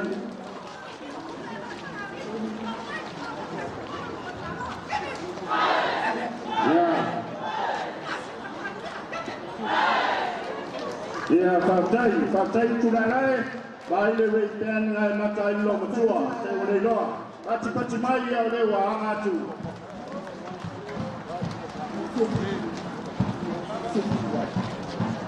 We welcome the Institute, CFCI, Bible Institute. Thank you very much for attending today. Thank you for helping us study and learn more about the Bible.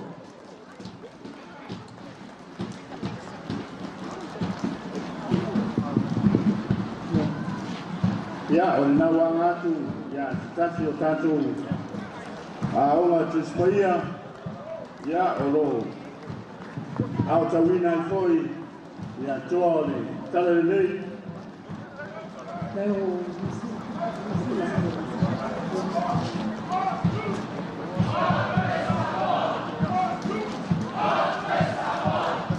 ya fatai ya sei tautuana tatu teni ya tatu au sababali pamole tanga luenga ya famomua mai tatu waonga na chanau. Celebration is the New Zealand High Commission led by High Commissioner Siale Vento, a trusted friend of Samoa. New Zealand continues to support education, health, climate resilience, economic development and community well-being throughout the country. 2 nations, 1 Pacific family, Whaktai Telelava.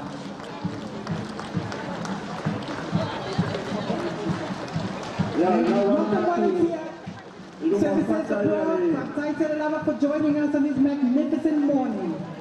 The official High Commissioner of New Zealand, Tasiko Tunuo Paipana Samoa. Ya ole wanga mai ya tanga luenga ya lupi fa paputunga tupe ala manuia Samoa. Ladies and gentlemen, we welcome our most famous organization in Samoa, the National Provident Fund, where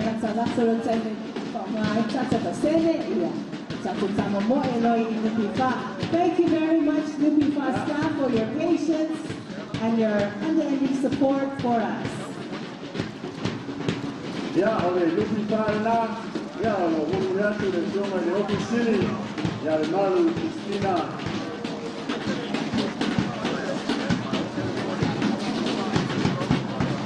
Ya ole wanga mai ya na ana ma Florence ya polisi maidana ma te kalpati mai. Anoma'a College, we welcome you to our independence celebrations today under the direction of Ms. Tuvale Leauvasa, 27 teachers and 487 students in this college. Thank you very much, Anoma'a. Beautiful uniform. Thank you for helping us to celebrate today. Ya ole polisi na ma Baptized Papitele to Town Sana. Samoa Elementary School, ya ole aonga polisi ya kalisia supitu Galvaya. We welcome Samoa Adventist. Thank you for helping us to celebrate our independence this year. Kamalo Fatai Tuyaonga. Thank you for coming today.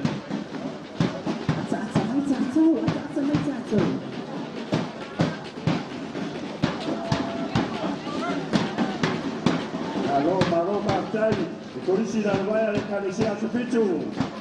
Nawa, anaya tuano kanau, ye muri mayele ni mtamai chai kwa yao au ni ata. Wa udia le ono sku marfato sana o Tutoatasi pa taitele pa taia mai taramaya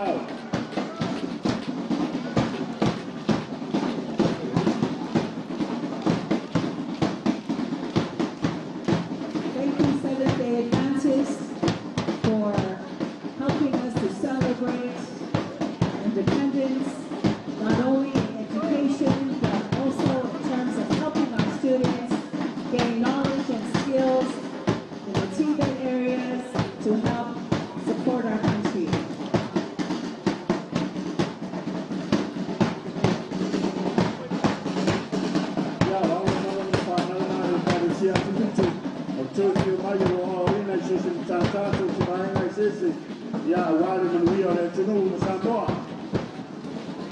Ia o le vaenga tukuranga taravou, whaaketai.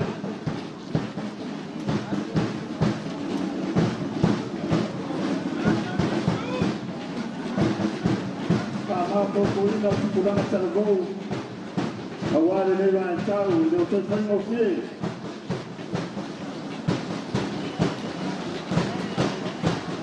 Ia, nawa, hai mai rātou whaaro au le nei, a tāta whaaketai no Tausaga, le nei Tausaga, e le mawhaina na ngano, na e savali tia whau, i lo wono se furu mai wha Tausaga.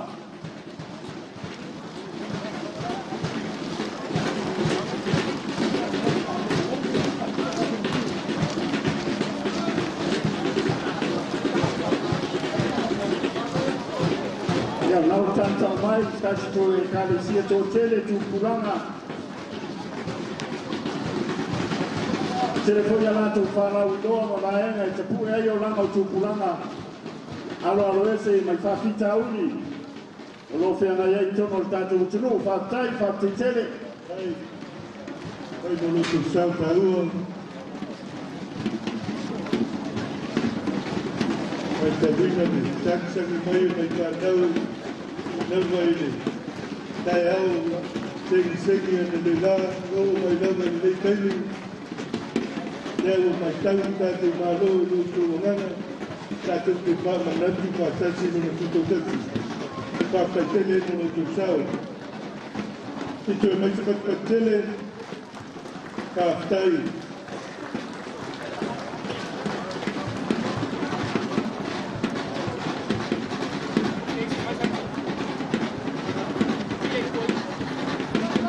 Malo whātai.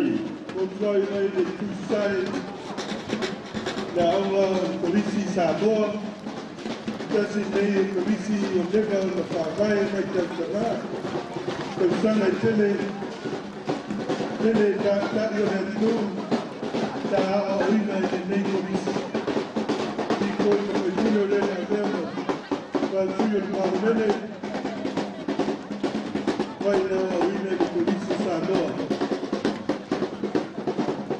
Vai lava Tausaga tūnai, le tonu lava polisi, ale nālo na iai, polisi o Avele, polisi Samoa, mare polisi tasi o Maiko Uni. Ile motu i Sarakoi. Te mai se matua tele, tabu mai ete whanau.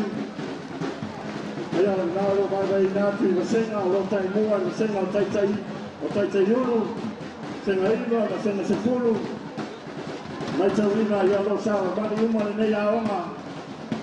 E whaira rātou sā tā ua ka na tuina, le ono se puru mai whātou sanga o roma lo Tutoatasi. Hawha ila se lau ni mai fuma tonu tā whawa ina ina nei polisi, lo taitaia le fuma tamai taipule, ka rene whātisila, tolu Tutoatasi pai aonga, ono se lau, ono furu mare lima, te au whai o le whanau wa o ina. Ia nau anga tu le senga Tutoatasi. Ia i lu māmaoto o tātou mālo whārorumia. A tāta mai Santo. Ladies and gentlemen, what a beautiful sight to see the whole school marching today. Thank you, Samoa College. Thank you, Principal, Ms. Karene Fasisila, teachers, parents, and our wonderful, beautiful students for participating in today's Independence celebration.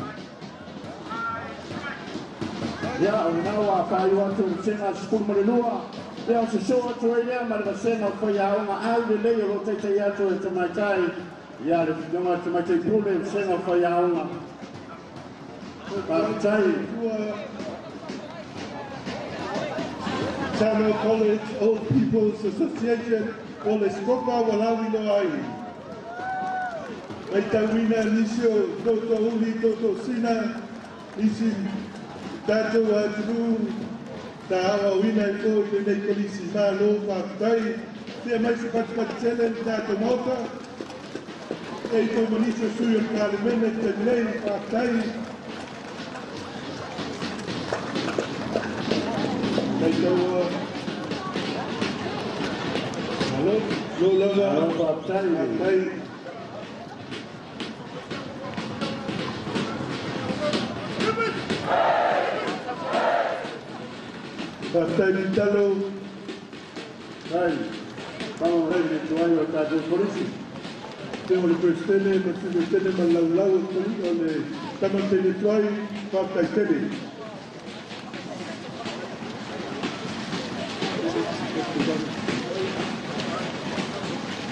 Thank you very much, Samoa College and the Old Pupils Association. And following Samoa College Old Pupils, we welcome Wesley College. Ladies and gentlemen, Wesley College is under the direction of Reverend Alilele Fua, with 39 teachers and 920 students. Wesley College is located in Whareula, and we appreciate their support in celebrating independence this year.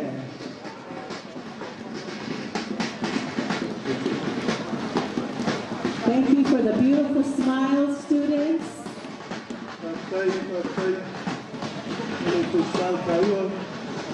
Wesley College, Nataina de Tulmina, Kaipae Manilanu, Peku, Kapepo, Makai, La Ina Kusiua, Mantus Kaipae.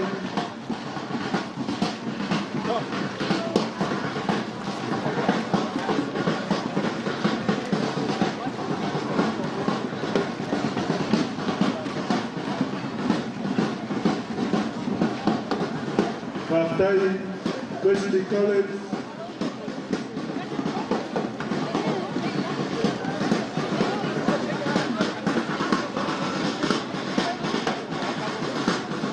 Afaio, Maya Oma Toms, Guru Malaika, Maya Oma, Afaio, Panau, Aoma, Ivo, Selau, Luas, Guru.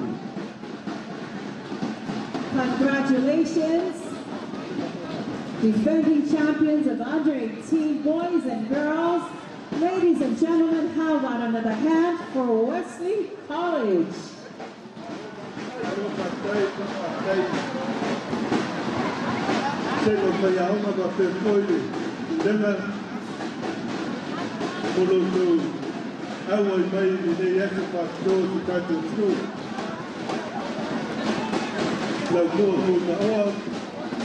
Lo Pastel, lo Aoinai, Kakai Sese, Paetise, Pacaduta, Olevuelo, Palama, Vaina y Sese Uma, Yopai, Aoina, y de las Duo Puntaoa.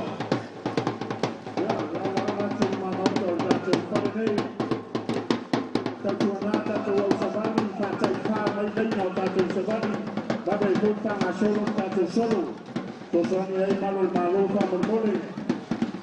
Ya, tasi awa tele. Lo auto winai na tata sese. Ya sosani ko ina tina ora tuno. Atina ya ina no wa ko na luema. Ya alo no fa nau. Malo fa tai. Sumai fa fiao, sumai ao. Mai so fa yao ma. Ya lo auto wina fa nau ni puno. Malo fa tai. Pai lo tosao.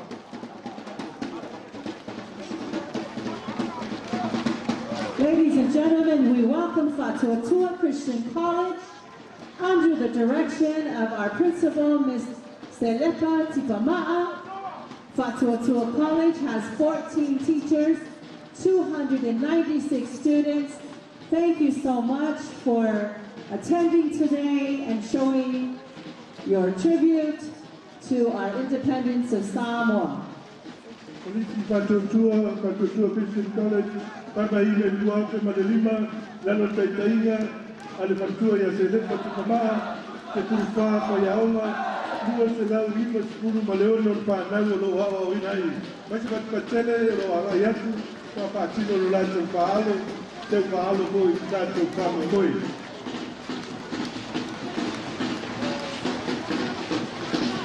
ya mau ama tu tato sebalina. Ya le au al fato tua kamalo foi lon sai le tato mota. Tātou te tālia ma tāpoia, sa wari whāloalo. Alo tātou tunu alo ma whānau aonga, company, palapo tonga.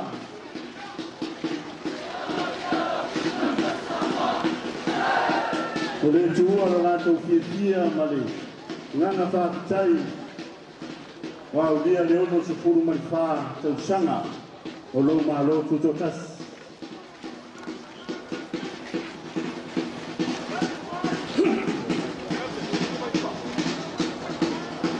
Yeah, Pasi Tartalo Fatua. Let's wave out, Fatua. Yeah, Fatai. Tartalo Maya Tata Malo Fatai. Tuma Yoni to my Tai Yaoma.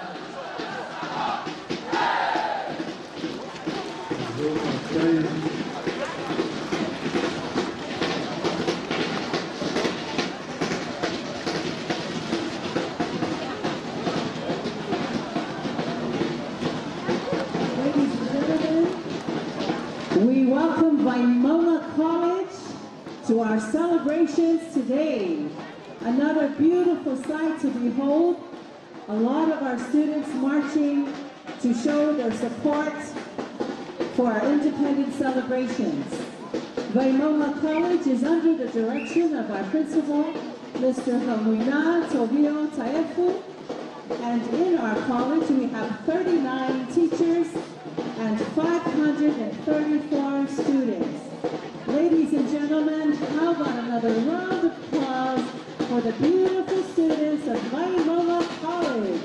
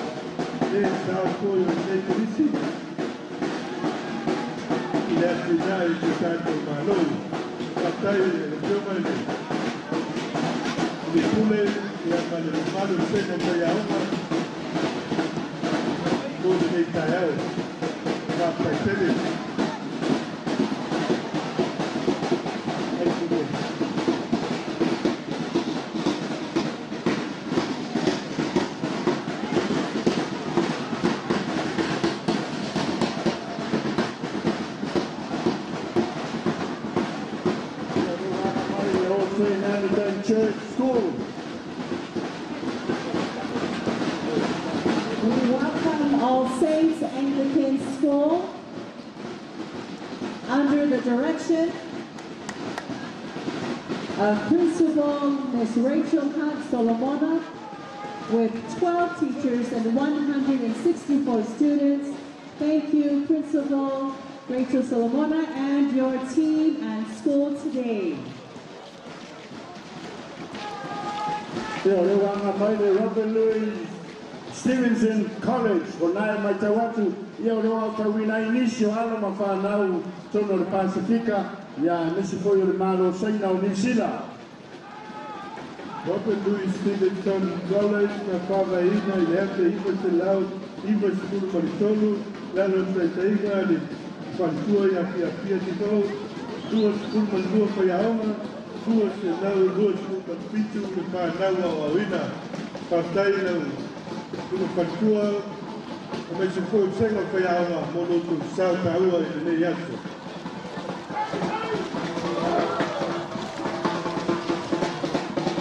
Kame mai rosi mai hei.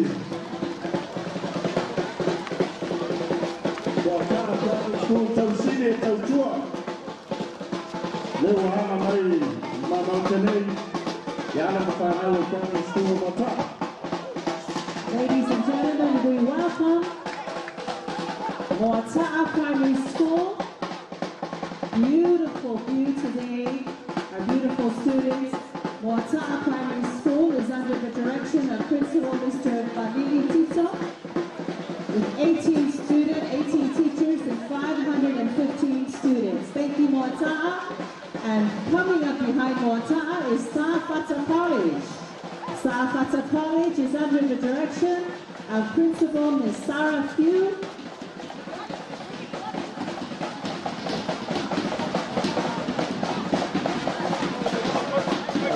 tai sa kata e launa taia le aina sa tutonu kalu sa pao aina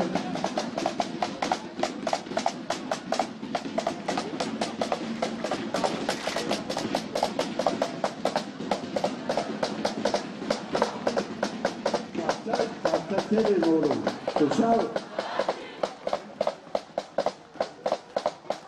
Ya, Pastor Zapata, Papauta Girls College. Ya, Papauta Zapata, We welcome Papauta College under the direction of Principal Manua Taisenatu, 24 teachers and 80 students. What a beautiful sight to behold, the beautiful girls of Papauta College.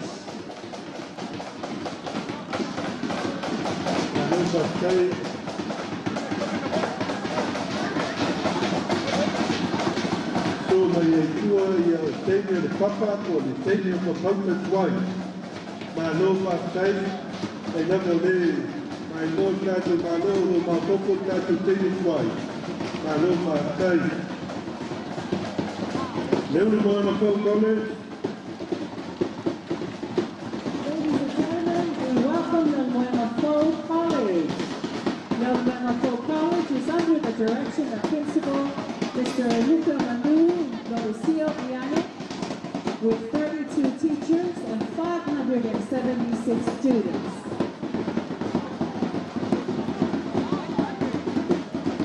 Thank you for celebrating with us today.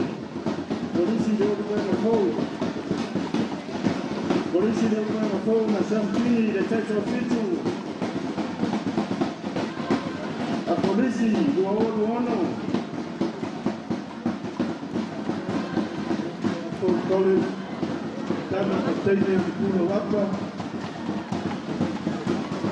todos os trabalhando para a aula, como telau, que é panau, que mais cai, o Auauina e de Ney Polícia. Já se foi Ney Polícia de Galicia.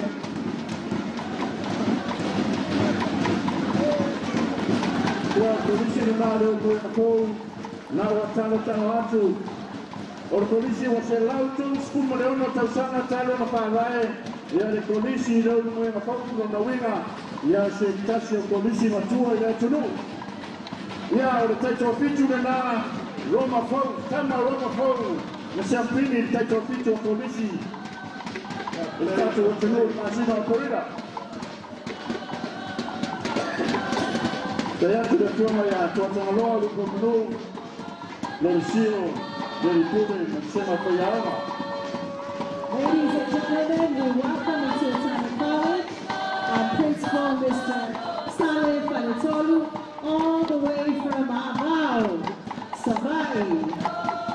Polícia de Tutoatasi estava aí na época que ela era muito maneira, duas com papa e alma, para ser lá o vídeo, todo o canal, o Vinay.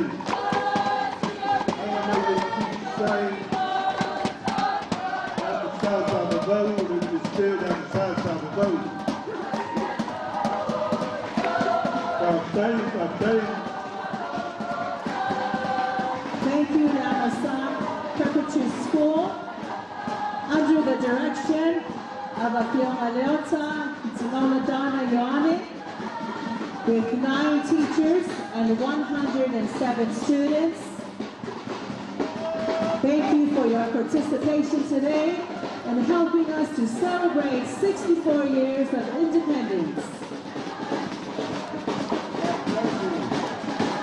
Universidade da Musal Salabau. Ya, kasi aon mo yung universidade leo tenia patula polina. Ya fa ilonga, fa maina, itutoka le tanto utulu. Sio choitua.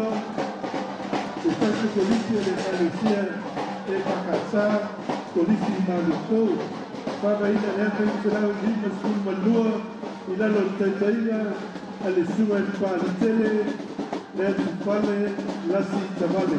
Lima Tutoatasi para a aula, vídeo de lá todos com malua para não hoje. We welcome Malofo College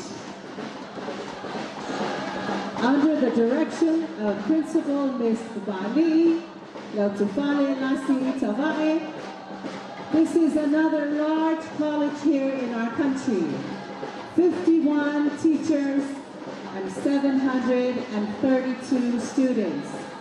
And we see that perhaps the whole college has attended today to help us celebrate 64 years of independence. Tausaga, Michelle Salvador, yeah. Hello from here, my phone tattoo Taylor.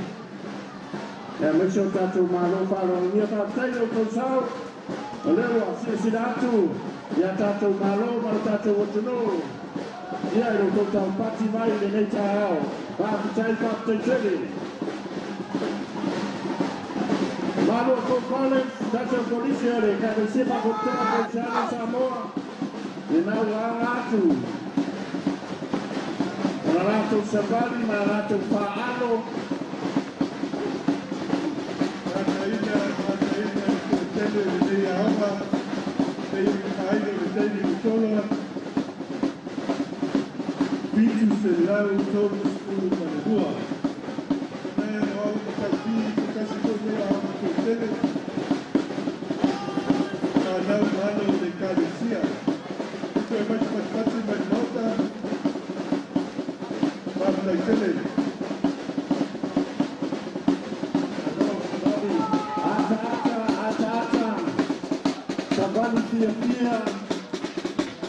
Sabani de uno se forma para usar el Tutoatasi. Ella de la diploma que día no hay para tanto ni hay ni sabe de primo Tutoatasi Samoa.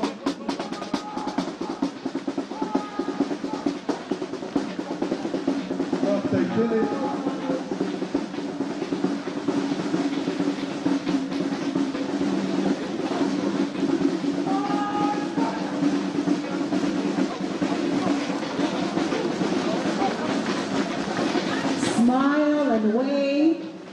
Smile and wave to our audience this morning. Pitu se lautou se forma de lua whanau roa taurina I Malofo. O se numero tele, ia oro vai foi, ia se tūranga le lei o whaeunga, o suenga maonga al whanau. I le tele o Tausaga uko vai, Malofa tai se mai whaiaonga, ia o leo anga atu. O le whaeunga lato se vali whaararo.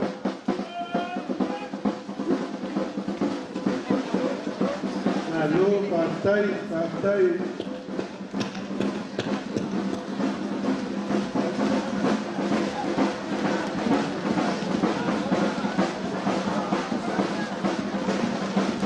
Ia o leo muri mai di masena o whaiaonga. Li mata mai tai, sunga I whaikiau, sunga I awao, o whanitua.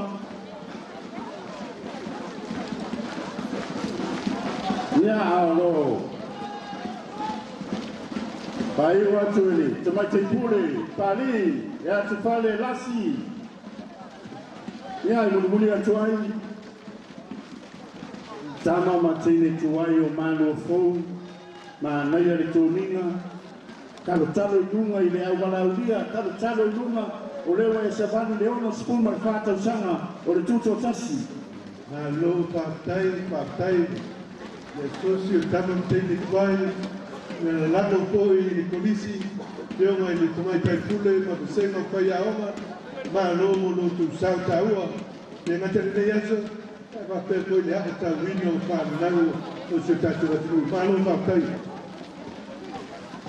Teo le wanga mai se tasi o aonga tele lava, le kalesia katoliko, lao tamai tai, St. Mary's College.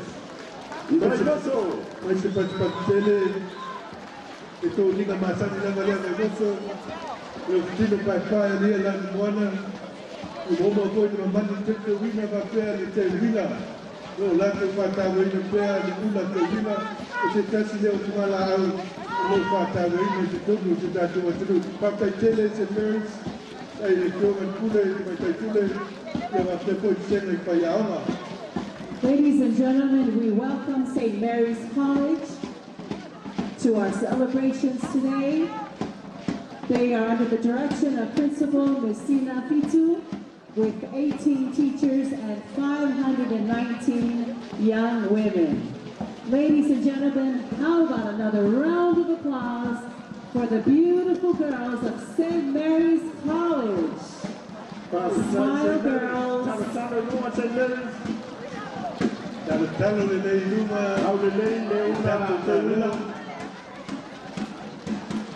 Talo malafu kono ki ofia se Mary wa isafani ya safari nao sutache wa tru Patai paro ya olo soya tu le information po ya famosili ya o now tawina ile polisi St. Mary's mas foi o tele o politua ma huwa poi o le fioma ile sui pale mia le fioma ya kupola ana rota ko yo ale yo se tasi foi o teine twaio le polisi ya lo ata tu ia malau pale ati la kono ke pia le fioma ile sui pale mia ya na wa mai tua ya la ya al smoker tele tuai ya le polisi St. Mary's tele la Tausaga baina tau ora tina ina na tuno ile ngato taleni o talonga ia masose baina dau nanga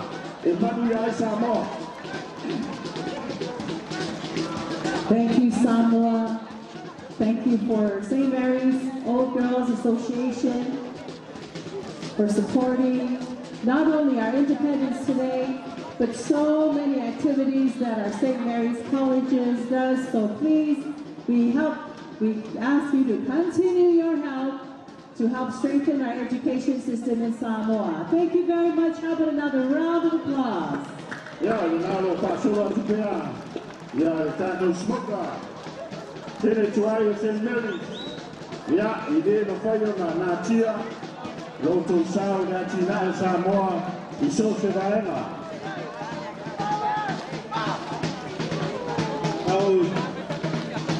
Iuni Maria tu e St. Mary's. La aula te mai tai, ka polisa e sa valalo, ka moto.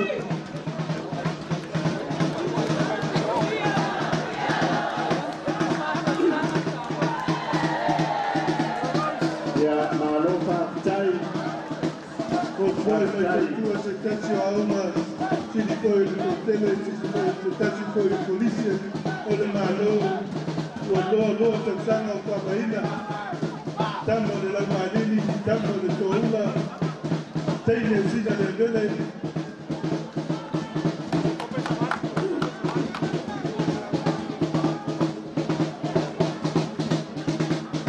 Alo papai, ya papai, lupa, alo. Lo pasti mai ya tu, ya lo tahu tu wai lo sama patu sana. Sama lo Marini.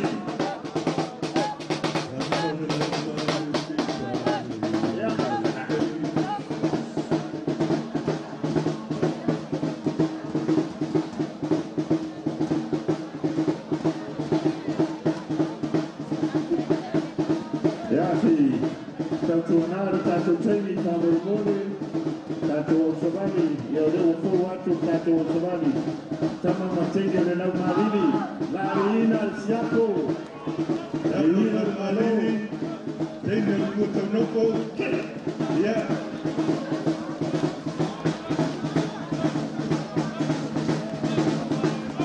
We welcome Abele College to our celebrations this morning.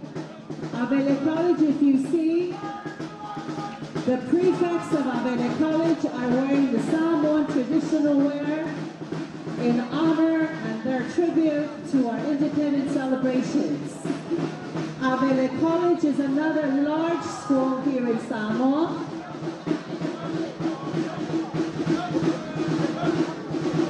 Alo papai, yana mfanau, poi quando teve che matai talpo la eina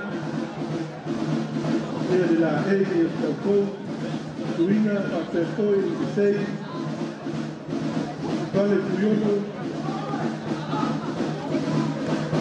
ai se poi mandaia de tudo la cosiaco de una bala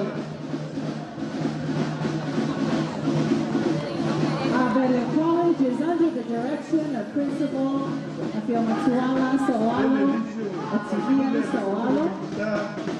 Con gabinete sa orina de le come militar que acerca peto cerveza a peto de como militar a más de lupe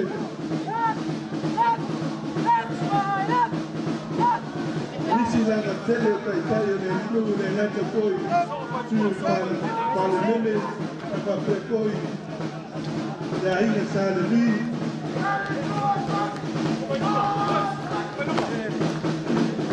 Esto ni la manera donde una mayoría, una sisi,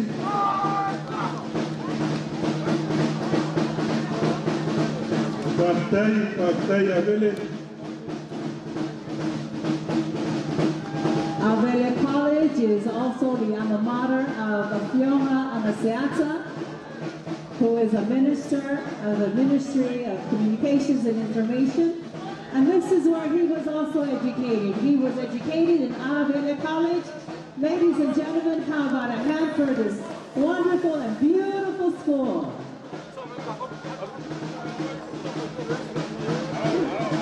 Kaya vele mo Tusaga de ngate ta loma o oma ya papel poi unanga leula paleangana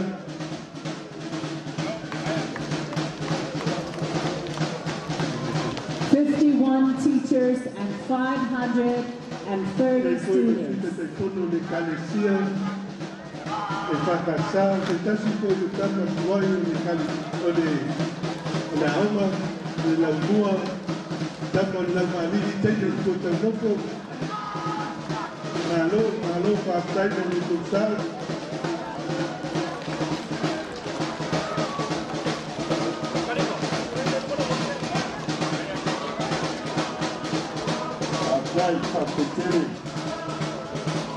Thank you, Avele teachers, for educating the future of tomorrow.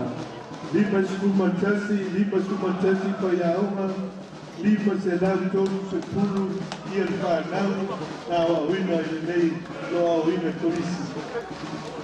Ya lewa po tuai vai, tama matei tuai ole polisi.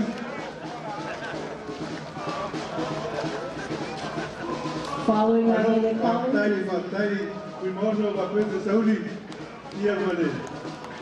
Umano por Marumo, Tama Teki Tuaile, Le Lamua. All Boys Association of Elegano Avele.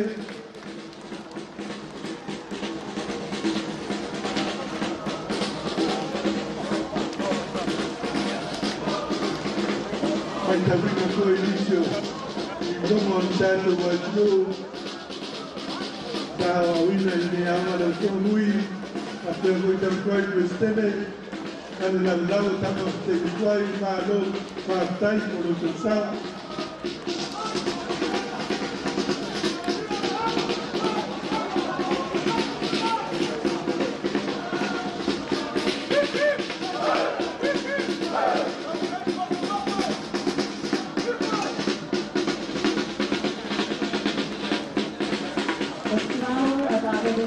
Is the Portonofo, which radiates beauty and grace. Hello, Pastor. Hello, Governor, President, Governor, President, and Minister Laudau. Hello, Lava. Hello, Motokusaba, Taina, Mai. Wait a window to the Lago Mai. I will buy my head to Paco. That's my family boy.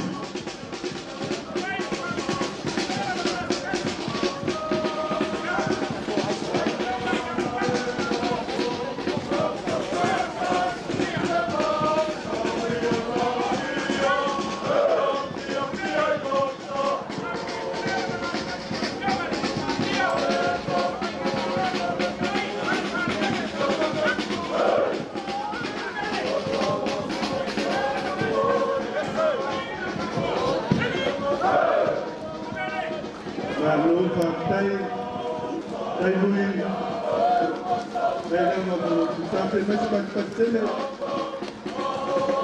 Ele Yano Agri, Yano Papis, Malo Patai. We extend our heartfelt appreciation to those members of our old association who traveled near and far to be with us today to celebrate the 64 years independence of our beautiful Samoa.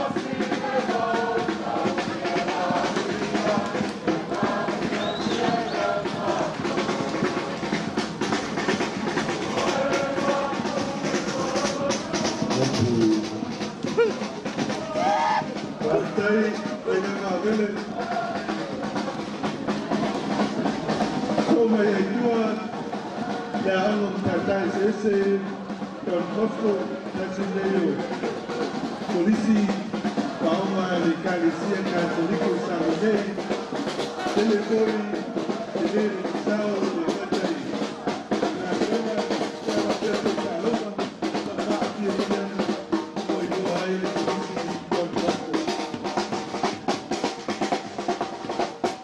Ladies and gentlemen, we welcome John Bosco, Awakua. This is where we have our TVET programs, technical programs to help our students.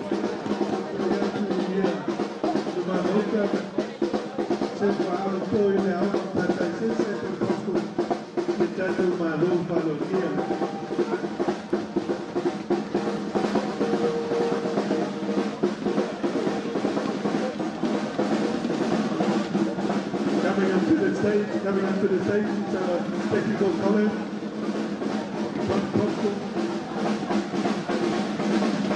one of the Catholic mission school and institutions here in Samoa. Thank you so much, Don Bosco.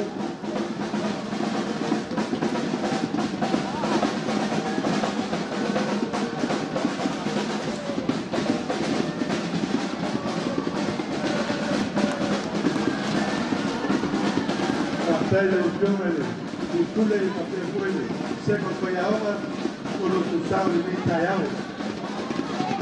After telling, Thank you, John Bosco. We appreciate your support and helping us celebrate the independence of our beautiful country this year. Yaoma is Lele Momoa. Papa ina nafe ni tena wewe sukuma lelua ina lotaiga sukuma tumaitai ina pema ya nasa tekoa wa tui mafayo kwa ya hapo tukulu mafai panawa ina tena na tukulu kasi ne ya hapo wa japo kwa tukulu ya tukulu kwa sana papa ina ya hapo papa ina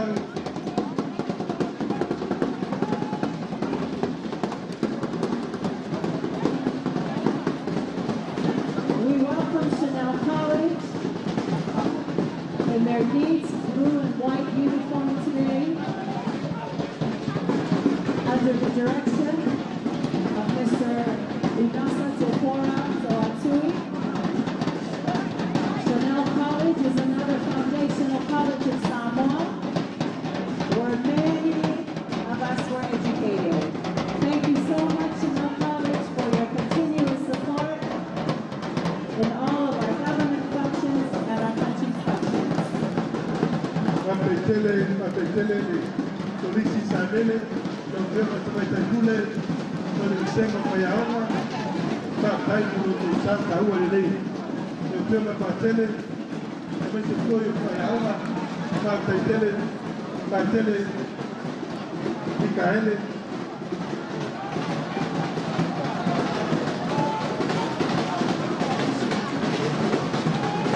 Menai tau tia, sang-sang mai o whanau, le mata whanau, o mai tua mese ko I pai a auma, ko ni nei tai au.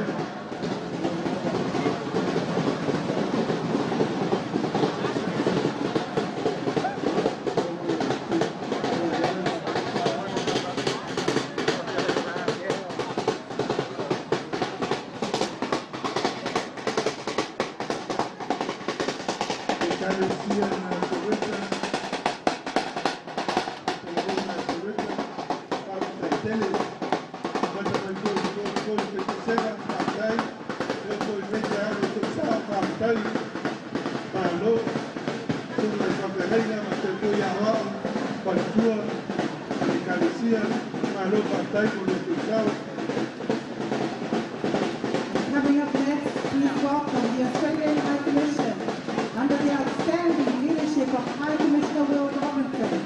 With landmark programs such as Tausaga and Tausaga, Australia continues to invest in stronger communities, capable leaders, resilient families, and lasting opportunities across Samoa. A partnership built on trust, friendship, and shared success.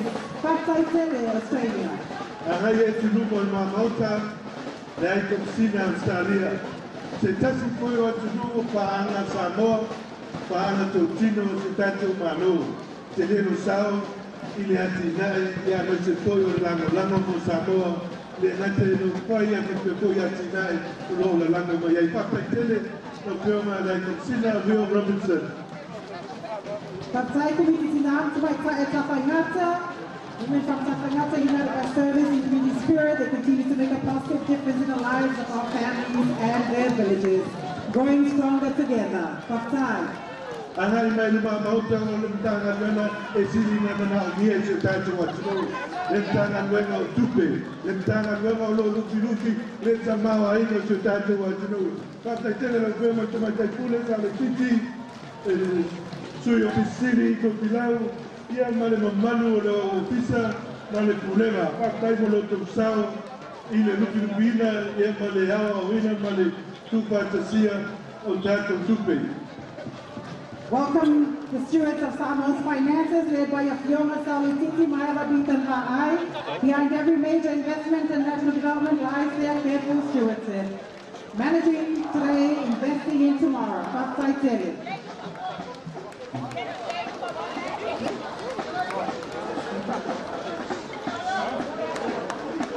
Partai Yukos.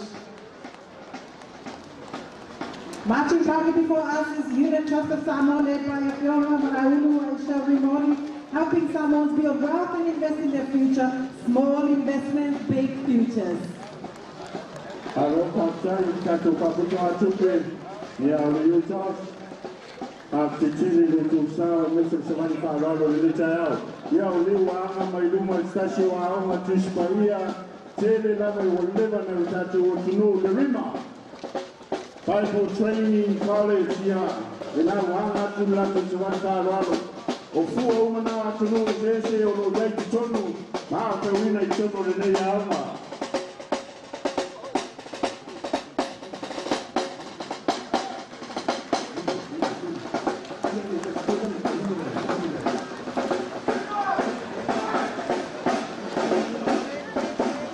Thank you, Rima Lula Pacific. Samoa is built on faith. We empower through faith. Partai Telerama. Mais Pacific for Rima.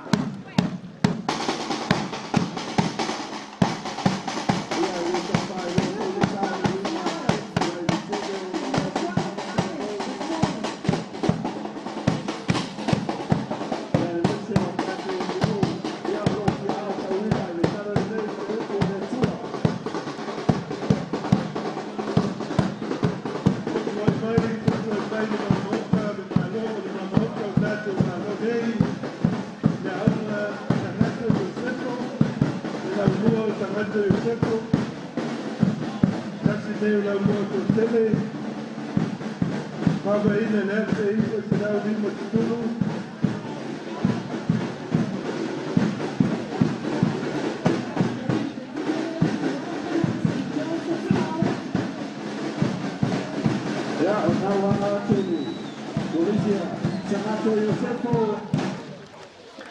Ya, ole nā tau te whai mere nātou whaalo.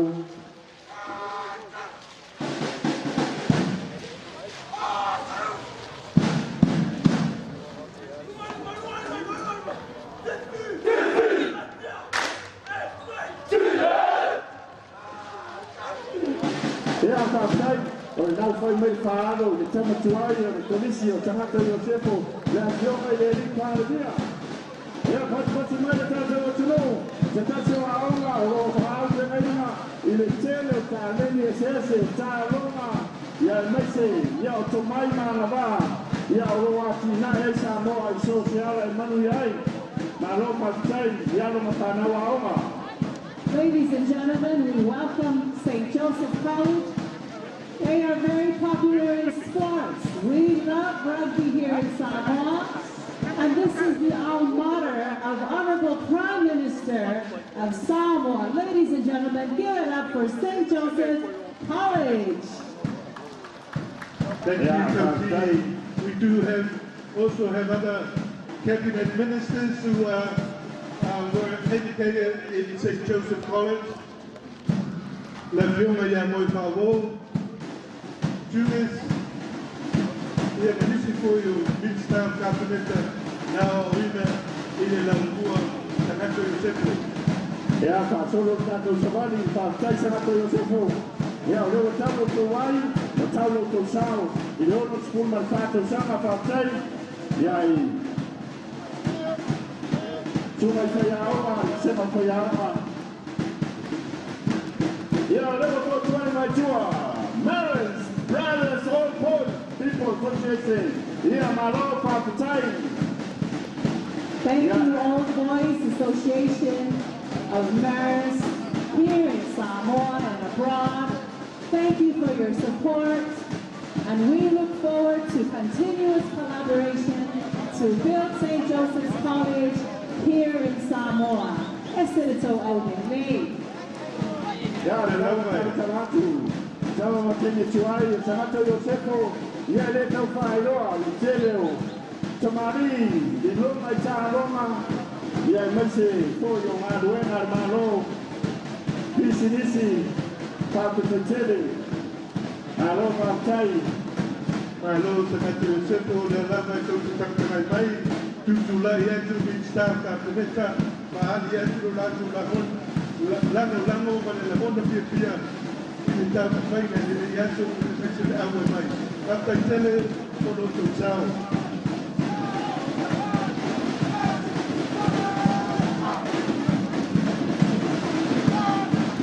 To our Old Boys Association for supporting and celebrating with us the 64 years of independence of our beautiful country.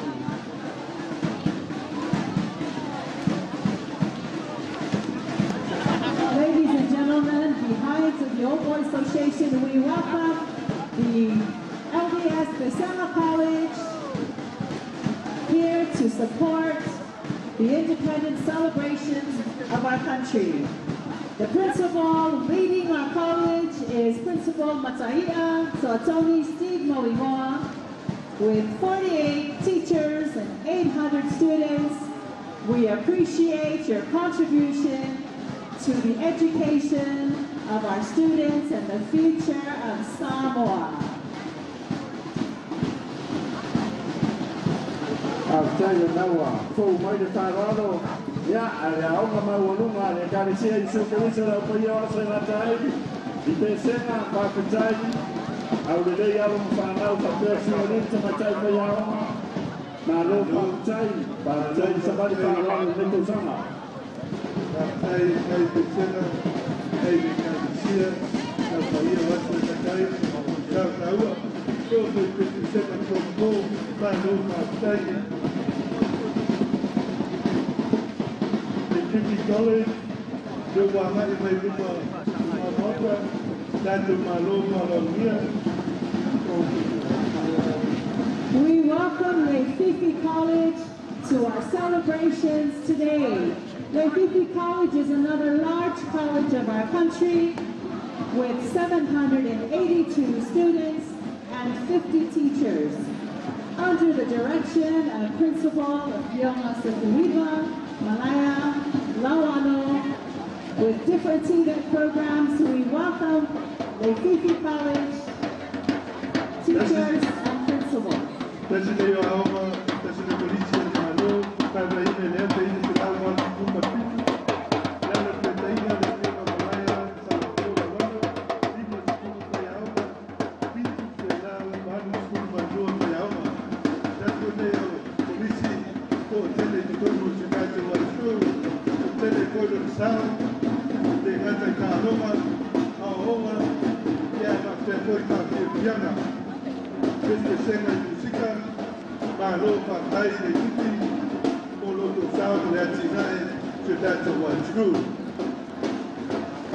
Salsalomai, Ata'atamai Tato, Ata'atamai o Nea Sofia Fia. Malo Baftai ng Fiona Alawano, Malaya, Seng ang Payawa.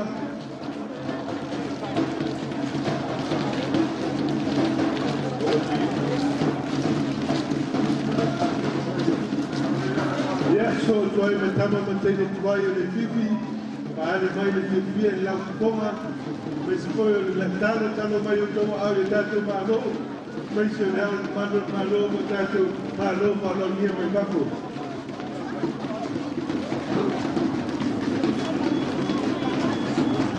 Aloha tai tama matei tuai, ia o polisi Leififi, ia ili o whai koe na weisea le te leo no tu sao koi, ia aware tele maenge manao ni ai na tūrango le atina o Samoa. And next, here comes the guardian of Samoa's economic stability, the Central Bank of Samoa. Under Fionga Mayawa Tsalina Alumu Enari, they help safeguard confidence in our financial future, protecting our stability, supporting our growth. Baptized in the Central Bank of Samoa. O pale tupe tu tono Samoa, ai tei e le Fionga Tuwana, Mayawa Tsalina, ono kuni tele.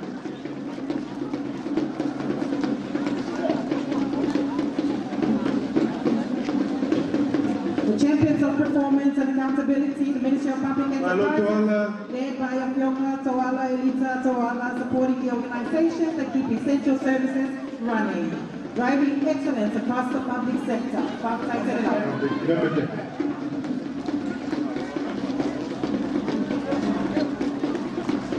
Ia nau a fou atu ia le, o le tupe o Atinae, Development Bank of Samoa. We welcome the Development Bank of Samoa. They are the dream builders of Samoa's economy, supporting businesses, farmers, and entrepreneurs to turn ambition into achievement, investing in people and growing possibilities. Thank you, Development Bank of Samoa. Ia leo fou mai loma ia le vaenga le sifa.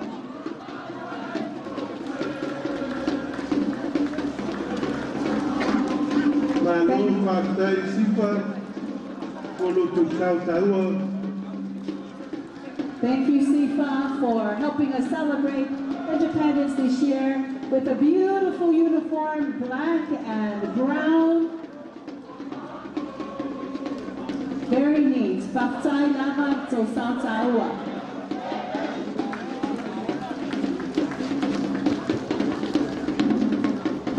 Please welcome the Office of Regulator, promoting fair access, innovation, and competition across key sectors, fairness, innovation, and connectivity.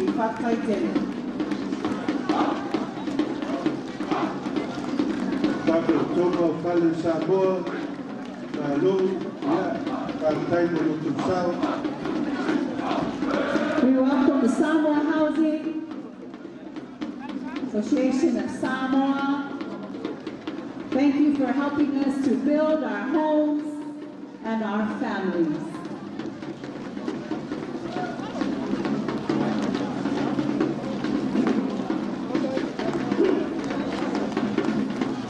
Ia o le putanga luenga, le no tālonga malanga oa, pātia fianga e sese, leo e le lipule, lua atua, semi e pati, Fioma le Ministar, Sewa Moli, Fasi Toma, ia le Sui Ministar, le Fioma Yafiu, ia male, tanga runga au le lei, alo vaya katu talonga maranga oa.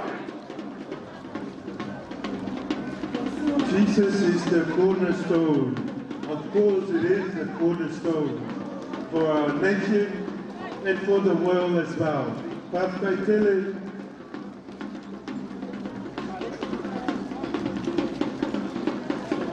And we also welcome the Samoa Associations of Musicians of Samoa.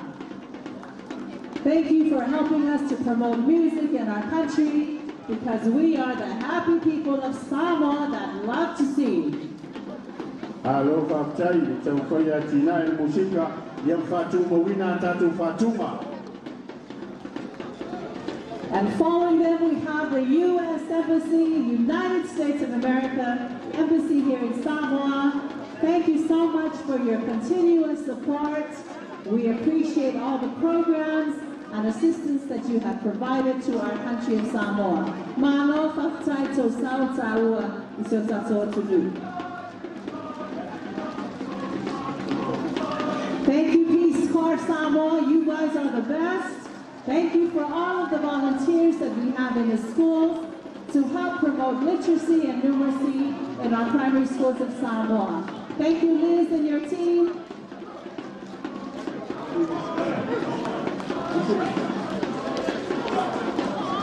We welcome the Ministry of Lands and Surveys, led by Ofioma Iuni, Petelo Kavesi, guiding the responsible use and management of Samoa's lands, planning today to protect tomorrow. Upside to Ofioma. Tangalwemo for Ofioma Lele, la Fioma Minister, Inshallah, Dio, ya la Pepoine, Fioma Le, Patunsini, Olunia Tebetino. Ya male mamano Tangalwemo. Ya Tatu Maanga de Sesno, Kurofama Fua Tatu Taloma, Ya Misu Taloma Tida Langi Loripi, Alo Fatai, Alo Fatai, Tumayan, Tuapipi, Chiri Wowe. Thank you, Cessna, for helping us to celebrate independence of our country this year. Thank you for developing weightlifting, rugby, any sports out in our country. One and only Samoa weightlifting. Alo Fatai, ya Inetu Tofaino, Litideo Lo Tofao, Lifalau Loina, Malitu Mati, Olimo Samoa de Langi Fangatama, Alo Fatai, Samoa Wrestling Association, Alo Fatai, ya Onai Ulato Matopini, Yanamoa Tawama.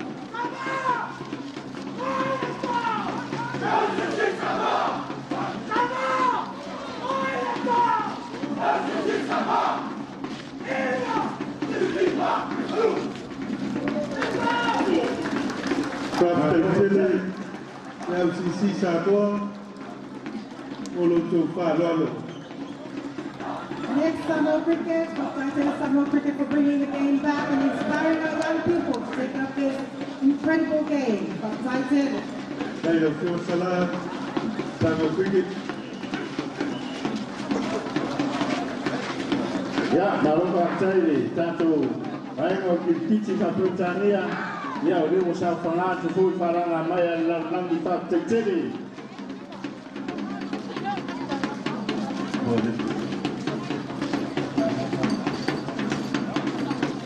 Samoa Powerlifting, ya por Socio ici Malosi, ici Tapia, ya Paptai Monusau.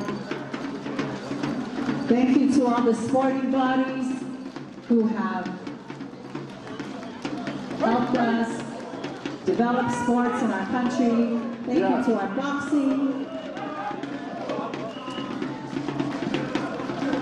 Ya, le Tato Vaenga o Palauloina Tato Pusuanga, the Chile Walla Fana Tunu, Ya, Lewo Tuma Mai Samoa. Ya, le Tato Vaenga, Rugby League Samoa. Hello to you. I never rugby league.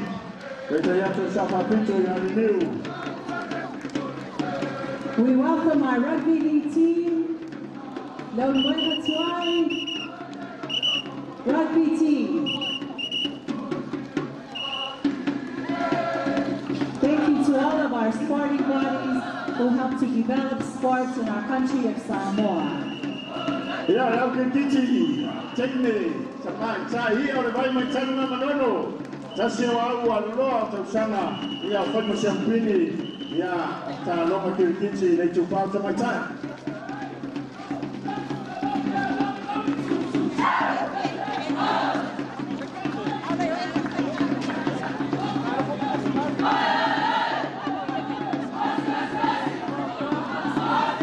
Yeah, Baptai, here, right, my China Manolo, Baptai. We'd like to welcome our Early Childhood Education Center, SONI, our Hamasauma Samoa. Thank you for helping to educate our teachers and our students, our early primary students. Yeah, somebody now that to our preschool SONI. Yeah, Roa Tawina Adamafana, Mighty. Lua Tausanga, Night of Tausanga. I don't have to tell you the time.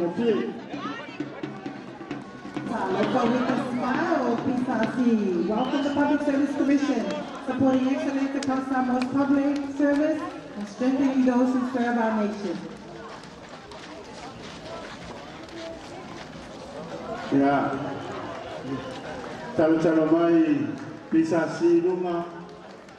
Led by the Apioma Colony Tikeri for Taita de Lava. Talofa with a smile. Samoa Airways. Welcome Samoa Airways, Manayato Blue. Yeah, Samoa Airways. Wave. Fiona Lipuna, Fiona Yafawotawa, Fatutielu. Yeah, ole, Fiona B Star, Fiona Chupania, Bupola Rosa, Ale Morio. Yeah, Swimming Star, Fiona Yasiata, Tavui, Tafu Salevao. Alofa Tai, Samoa Airways.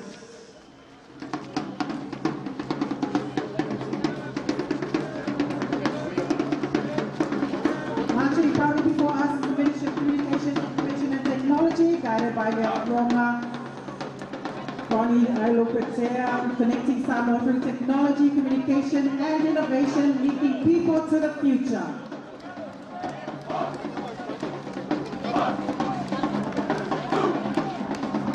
Approaching the center stage, Samoa host, led by Tavui, the manager, the CEO, Tavui Tanimata, Mike Levisio.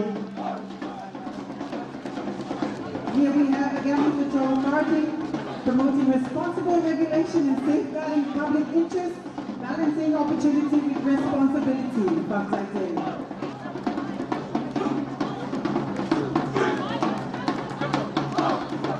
We welcome Samoa Audit Office, the guardians of accountability, led by Controller and Auditor General Fimaono Pali Camilo Afile. For 3 decades, he has championed transparency, trust, and public service to protect integrity and strengthen confidence. Thank you, Samoa Audit Office, for all of your hard work.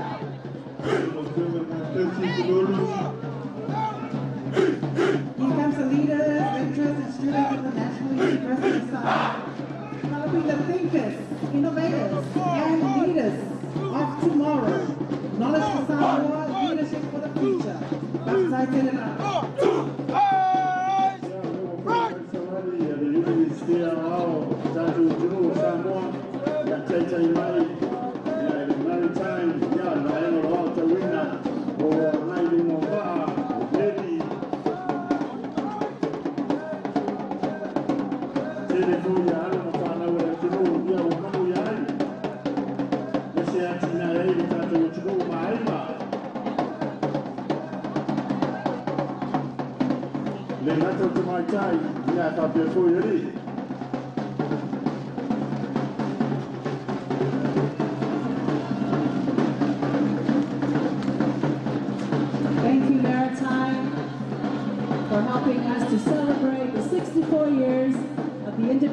our beautiful Samoa.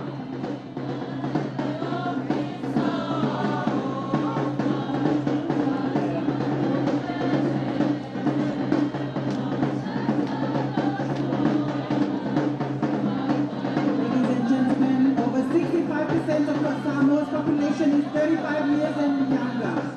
That means our young people today are the leaders of tomorrow. Let's work together for the leaders of tomorrow. Nice party for our young people.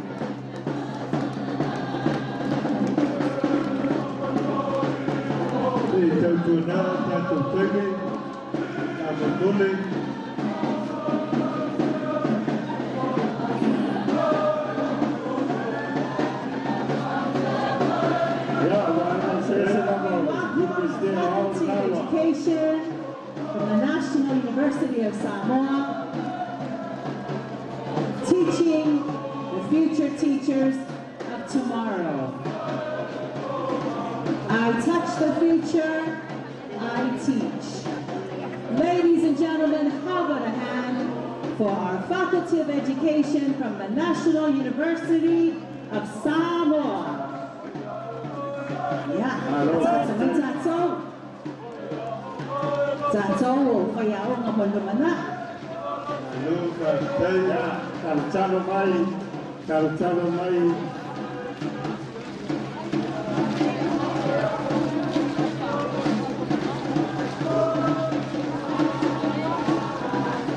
following the Faculty of Education is another very important area of Samoa, is the School of Nursing.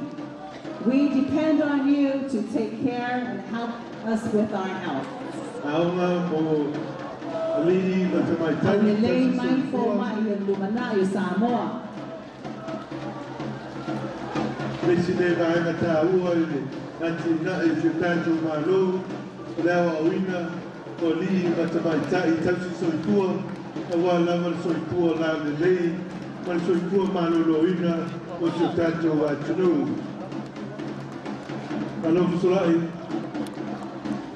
And now we welcome the lecturers, the educators of our National University of Samoa. Thank you for all the work in teaching the future of tomorrow, for your patience, for your love, and for helping us be successful under the direction of Vice Chancellor and President of Fionga, Professor Tuifuisa'a Patina Mosa, and the help of Deputy Vice Chancellor Fionga Pestades Lihe. Thank you, NUS. Samoa Life Insurance Corporation.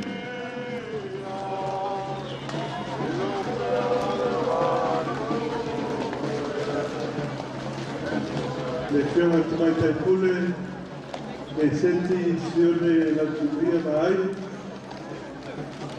La persona le manu problema, Samoa Life Insurance.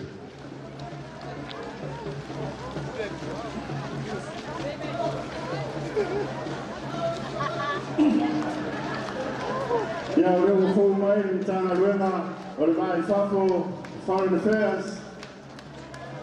Fionga e tete atu le fionga e pestano mea simi le tumatai pule. O le awhainga o le awhainga luenga i lima sepulu marwha, tonu sepulu ono tamai tai, se fulu marivalu ali. Ia le tanga luenga nei o lo ngafa, mai le sena o tatu o pisa o Samoa o lo iatunu e mamao. Ia pati mai, ia mole. Foreign Affairs.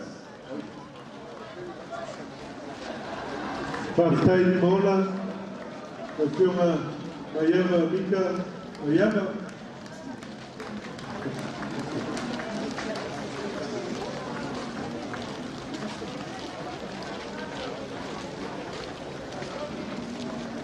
Ia lau atu le tamale le official duty. Ia lo vai a foi ia sanga le mu o loa malanga mai tono tatu utu. Paktai yo vi staya la sinalupe.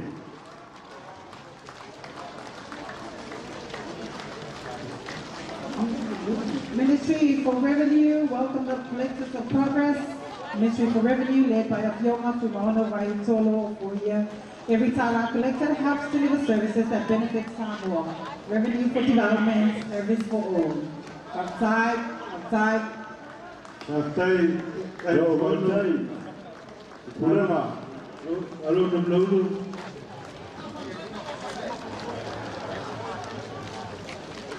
Ya, tu vai le ditiluma.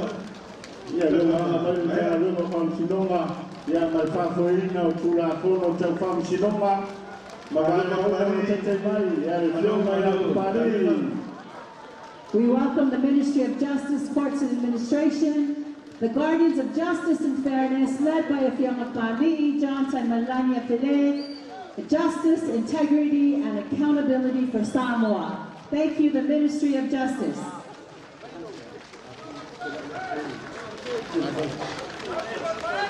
We also note that the Minister of the Ministry of Justice is Afianga Pesolai a pulu tuingamala. Au de nei mai o tau. Ratai de pisa fam sinonga. Ya, molo tu sao. Ratai stala. Alo.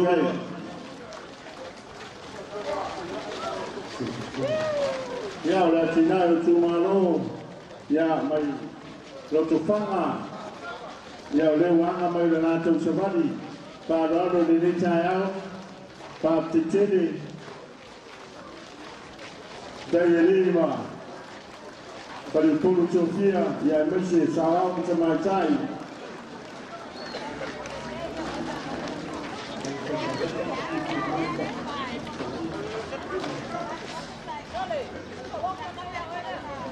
Malo Faftai, Monto Sao Taua, Toto Pokalame Neaso. Ya, maro vartai. Tu maro spanga la isavaras. Maroni. Faroaro, si faroaro mai nei taiao, ya wale ono sfuna fatu sanga, o Tutoatasi o Samoa. Ya se tutu mai uma tatu savali. Maroro tsai tatu mota o le matawatu, ya ele o turumi na tatu savali o tutoi.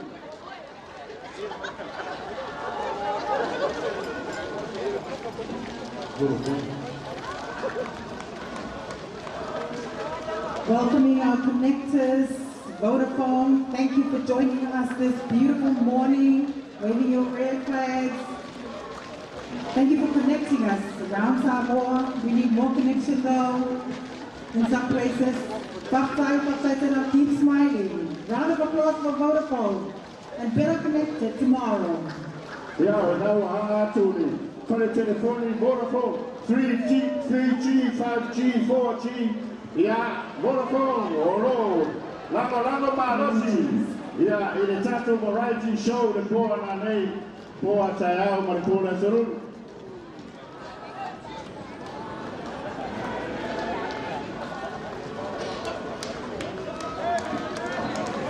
Yeah, we were made from Hawaii.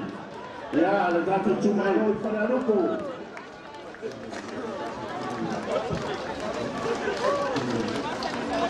Ya, tumetafakuri leo tunatima ya vai ya matokeo ni tumarofa aptai SPA ya na watu ya ni safari ya kulenga malosi hata kama ino maikapo rotete yetu ele Tausaga la leo Samoa ya maisha ya fionga leo kisa sini ya ulei ni umata kitiona pomi ya mane au savani to tele lava talo mai ata mai alafu forma pia eyo toki turisi pa tai mo te sao ya rewa o mai ya tatu tasio karoma sauya taekwondo ya oro to tele ko mo pine o tatu tunu ya now watu anapatai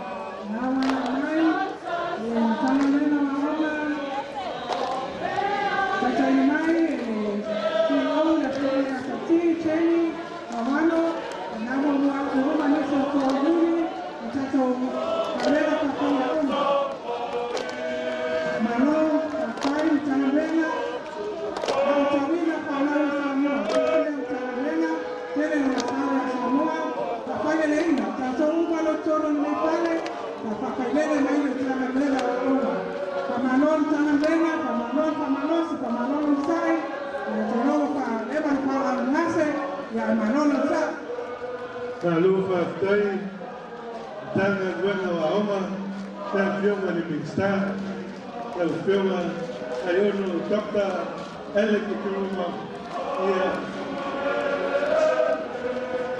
Male Fioma Livingston Lamo, Le Tigana, Le Manu Pulega, Le Fioma Tabaitule, Tauti, Lawano, Jenny Lawano.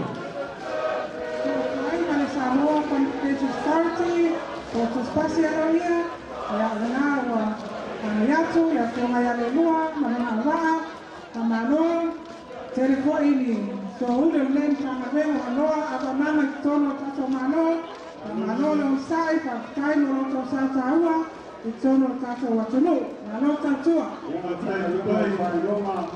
Ya le fiona ya tupai, pina beilua, songa di fiona di.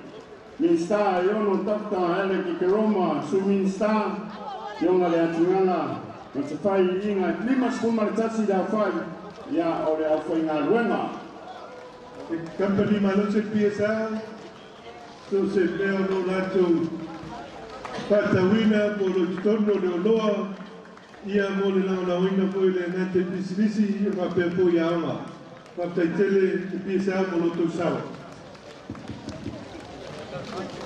Ya, le tanga luma famaboma. Leota tanga luma famaboma, o piomare sili, leota salati leota di rua, pa taimo lo tutsau. O pesa o numero famamawina, ya. Tahua ya tausau, aba sausau tato famamoma, ya sausau mata tau me pai pa manola ona. Ya, tata taronga Samoa Tech. Ya wa telefoni na tau tumpuranga wa fia yai ya meshe fo wo fia tupo italoma pa ba malo ya ole wa ngai mai faino na tu sao ilo wono spun man fa Samoa le nei tao Kotu ai mai ile tu sai o le tu matu o le na kapisa mo. Le pisa donc était connu, le film de l'eau, Paris, Samilota, dans les papiers, les suites étaient connues, le film pas le marais, le monde qui s'y met à quoi. Si yo, le film, le film, c'est un manu sacré, papier, le questionné, papier, la pisa mort, aïe, mon chao. So, la familia Samoa. No la ira el toninga la mia mata, ale e Iuni, e mane aute ale lei la moni ke na ina mutiafu. Ano ne. So tua, mane Iuni la kapi ba ya le pata, ba se pati, o te le bitana tangi, e roko e ma no ya le pata ta ano la kapi. sa pata ro pi Ya so tua mane la to Iuni la kapi tama, e ano le. Sa So tuai mana Iuni la kapia sa pata, ya. Ale pata, ya so tuai mana la kapia la Iuni. Iuni la kapia la pata, ya na lo tayati le fioma il calcule, il fioma ya. Kale mabaya, tua. So tuai mana la kapiti, mai te avea le patuao. Mano le taalo patau sala, mano mon tau sao, i le tutoatasi o tatau tonu. So atuai, mane awa tipi, mane tuotane, ia le kota alo telefoni tala man Samoa na piki mai oisa matau tu malo. Mano ana west la piune, samtai, o lati na ina la pipi Samoa, so atua ana la piune. Mano ana, telefoni, suya man Samoa, ya na piki Maria ana ya palamu msatupatia Iuni mano samai pa mano simai itato pamoja na yaso so toi pasale ana la Iuni mano pasale ana ya so toi pale amini la Iuni kama mancha motor wana le mano pasale Taitaya tuna fioma ya fumo no soi, Kama tuaya man Samoa, man coach man Samoa. Ya katu o Somali Maria, ya o Samoa. So tuaya besumu, kama na masoai, ya manayo ele nei porta alo na sumu, patai sumu. Na koye ya kama tato manu mai au to sumu, ono palai sa patalua, ono ya tina e mano, ka inga sa tinaso le temo te tepono. Alô, Martai, ainda Marusi, So tuaya na to committee, ia papel koile, ma o rumo te pau le tumalo, o pavai le tumalo vai mama. Ya Pastai o rewa mai ya le tumalo vai mamalua. Ya vai mamalua alo Pastai, ya wa tua ya fai, ati man patu. Ora puere la una fuaka.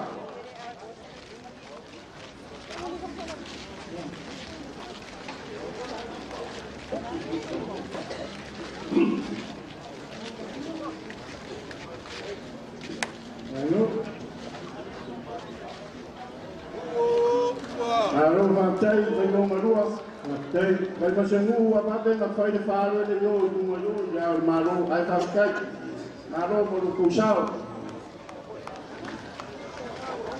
Para o tomo, tau i mo pau lave whakosei, e whionga ia, te teina e whionga ia, muli a tele, ma te whio, ma ke vita, ma te whio, ia ma manu pulema, ma no whakosei. Thank you to the Accident Compensation Commission. Thank you for your caring hearts, helping individuals and families recover after unexpected hardships. You help us to restore our lives and to rebuild our futures. Thank you, Whakataitene Accident Compensation Commission. Tēnā runga o whātuanga, ia mawhaina whaiwa. Ia, le whionga ia, a whamsana, taima di kame, mata tuhua, o le CEO o le ofisili.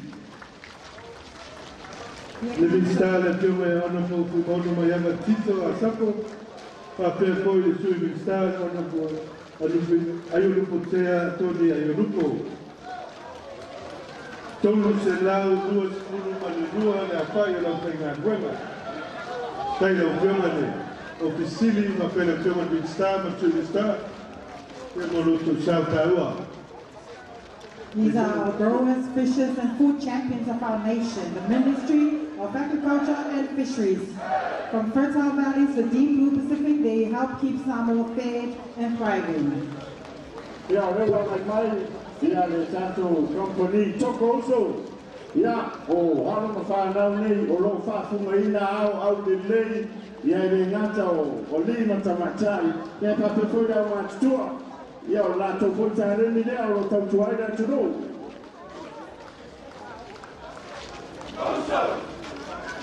Approaching the stage is the Ministry of Transport and Infrastructure. The sector, Ministry of Works, Transport and Infrastructure, under the leadership of the Chief Executive Officer, Fiona Tutoatasi Manu. Their work helps keep Samoa moving, building the foundations of progress. Whakatailo Fiona whapema manu no whenganuenga, mo le lamalaoina le tatou Tutoatasi nei Tausaga. Ya so mai ai the Samoa Shipping Services Limited. Ya le fiona no ofisili tam sinafai Pineo Filippo. Ya mission of Maro Purena. Ya mani alfainga luenga. Ya la to tonuia. Ya lo mata tuina alo mafanau. O lo anai lumo va ma meli ya tunu e mamao.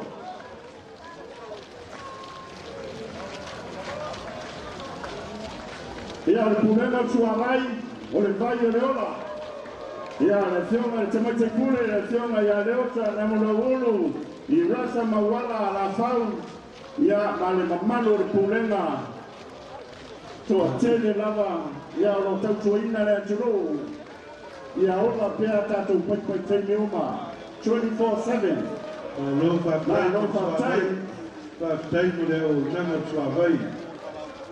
Thank you, Samoa Water Authority. Without you, we will have no water in Samoa. So we appreciate all of the help, the work that you do.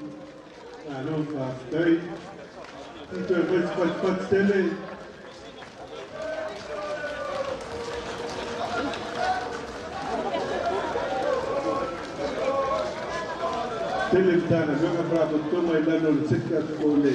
Vai na uti nei o la woiga e mga luanga manti na tele. Potua e tu numo le ma mota para toma manjanga tise o tema titulai o mui tawini yeso And we welcome the Electric Power Corporation, which is another vital service for Samoa. Without you, we cannot power our nation. Led by Atiama Kamui and our team, the energy behind our nation's development, lighting Samoa's future, Faktai Lava Electric Power Corporation.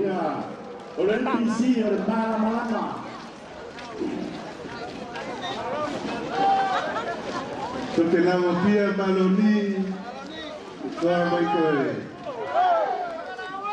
Maloni Tokelau Apia Office. Thank you for your support. Faktai Lava Tokelau. Faktai ko tato uso mai Tokelau. Rato sao o foi na foi nei tato uso. Matungi foi na tato maro rato sao ne atina Samoa. E tau tūrei nai Samoa I sosiala. And following is another vital service in Samoa, the Samoa Taxi Service Association. Ladies and gentlemen, how about a hand for our taxi service? Because here in Samoa, without the taxis, we would probably end up walking everywhere. Obi, associate leo tavale la pate se uma Samoa, sabai maupolo lima skuma leono, pale tavale wa uma no restaurina. Rono winga faba ina Tausaga Iluoro lima te telefono fale paunga solo mona, fale tavale le tonga asa, super steni, te ngai mali toloma. Ole tato vaenga na, oro fila wa ina, tato maro. Awa siya pasese abe taxi. We welcome our Samoa shipping services to our celebration. Thank you for keeping us safe on the waters of Samoa between Upolu and Savai and Tutuila. Para kutongo wa Samoa le patrocinio le fioma ya le atau Samoa Pika Phillips ia manamano pulenga. Luo se lau le au foi na luenga o lo pa fenga luenga i le pala kutongo wa.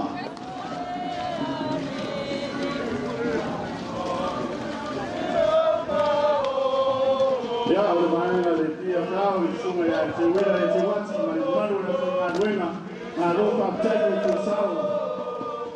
Wale, te rau inga o loa e gato Samoa lenga tumo mau.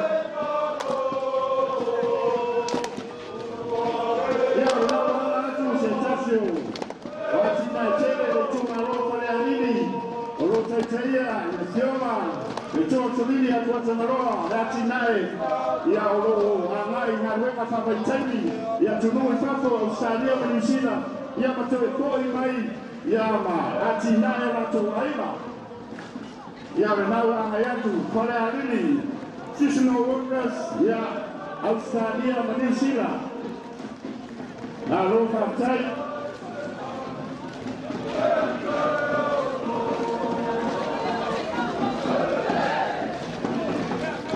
Maro Fatai, o mai tawatu, ese uma maenga na na to Maro Fatai, o tau le o le mo Samoa, Maro Fatai, jati na ina wa ina, mesipoli manu ina tatu tunu, I sosiala o la to wa unanga. Maro Fatai pale lili. Ni ku tau whainu no sao. E kata ni tu malo. E ma te pusu tatu wa tu. Malo whaatai. Thank you for that, Iuni. Thank you also to New Zealand for helping to support the future of Samoa by helping us to build our economy. Thank you to young men and young women who look for employment overseas to help support our families back here at home. Patantele na ufiama, Samoa, Annandale, Sina Sina Mamau, Yatunu, Soto, Seu Tumalo.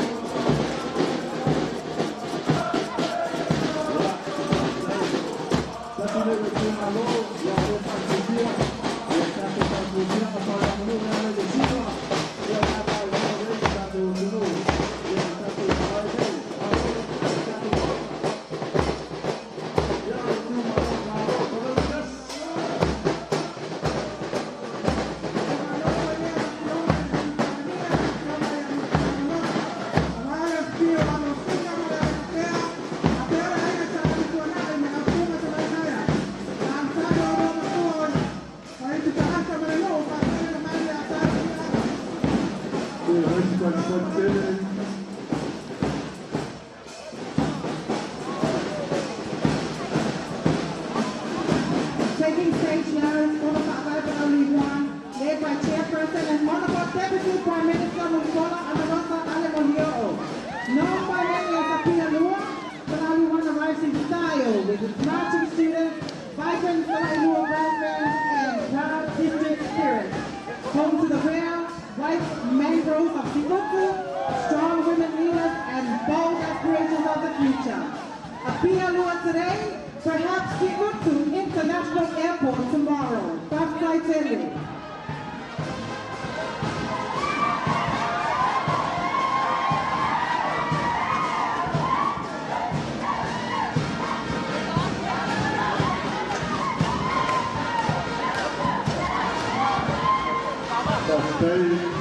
The Talmud Israel, prayer for Israel, a time of Tausaga.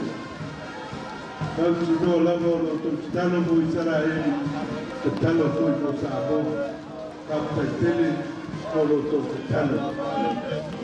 we welcome the Scientific Research Association of Samoa, helping us look for other products, so for sustainability in our country. Thank you to our researchers of our country. Malo Faktai. While many people look today, Strauss is already exploring tomorrow, turning science, innovation, and local knowledge into solutions for Samoa's future. Thank you, Strauss. Ya na wanga tu yale atiwanga yale sa ale sa sai ya ni mo kule ya masoli alo mafana tu pulanga la mawa alo pamtai so atatua le Samoa Authority le Kamaro le Kamalasi la towe o lo piangai mane ya me ai o manu na tulu o le motu ya Kamaro tato Samoa Authority. Stay the Pule watu kaulanga Samoa Port Authority ia na pionga i ni pule Captain tia mamana ko i Tutoatasi whakausini ia mana mamana na pulenga. Pionga te masa a pe koi pani ka sungan manu na lo koi ole au kaltua ole au nanga.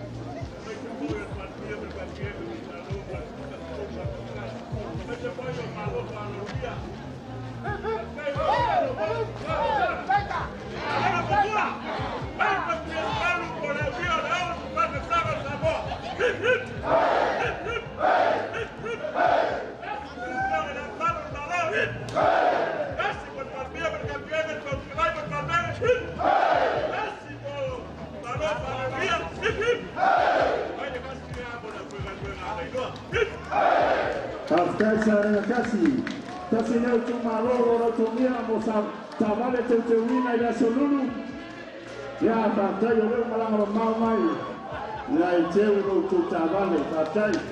Welcoming Zen's Diagnostic Clinic Medical Service for Samoa. Thank you for all the CT scans that you continue to do. Paptai Tele.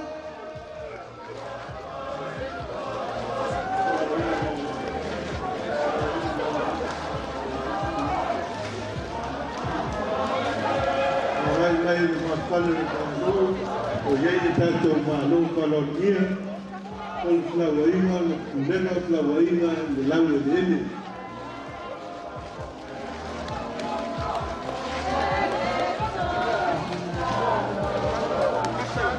Malo colonia, malo.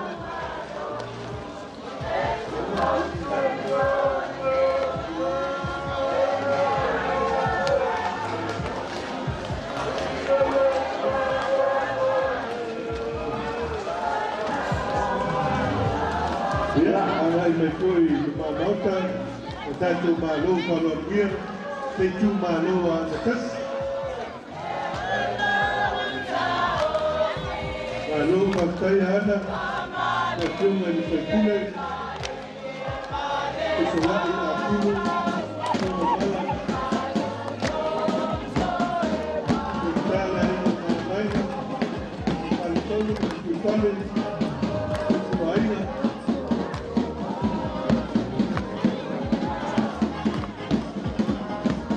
Samoa Deaf Association, this is Samoa Social Inclusion. Without our organizations, we cannot be where we are. We thank you for your continued support. We welcome the Samoa Deaf Association. Thank you for everything that you do for our people.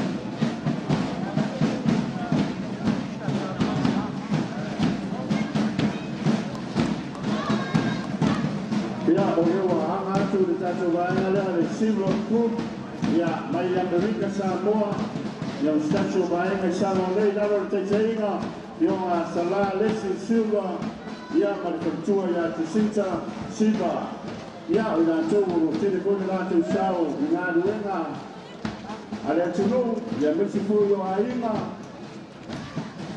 di mana dia yang cukup nama, tapi terjadi.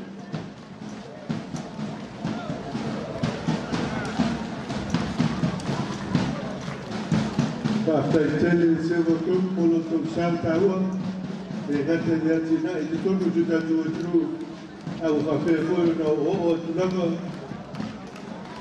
y le mandó su tuila.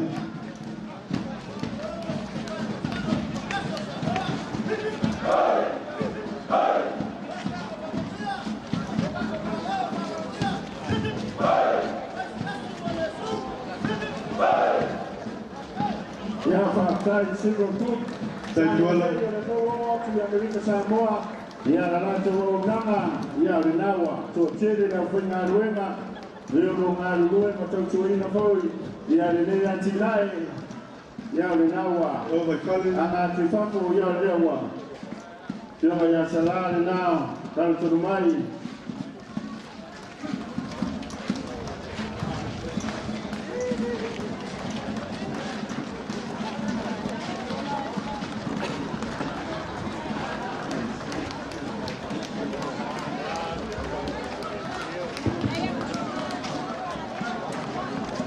Welcome to the Drivers of Enterprise and Opportunity. The Ministry of Commerce, Industry and Labor, led by Viola Pekuleai Roger Tolia Force, supporting businesses, workers and innovation across our nation, creating opportunities and driving prosperity. Thank you for your beautiful smile, bringing the sun out this morning. Ya utana wenga bisinisi alamulia malepa ya nawa tunga ya kurai le for rocha ya velato ofisili maroka tai ya nawa tau watu rato sabali faralo. Now the protectors of our environment. The Ministry of Natural Resources and Environment, led by Afionga Lalisalanoa Francis Deborah Brown Rupela. The forests we enjoy, the oceans we treasure, and the environment we depend on are protected through their work. We breathe easier because of the care they give our natural heritage. Ladies and gentlemen, please a round of warm applause to the Ministry of Natural Resources and Environment. Fatai te lava.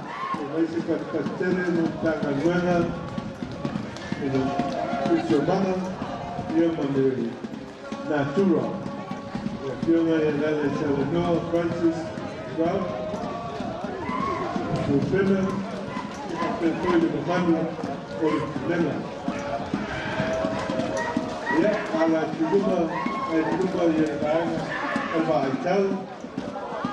so for tour, we're buying a Tutoatasi, a fair boy, we're buying a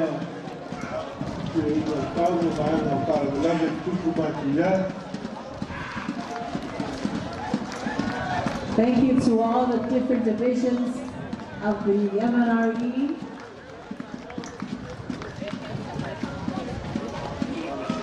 We're buying a tour, Forestry Division.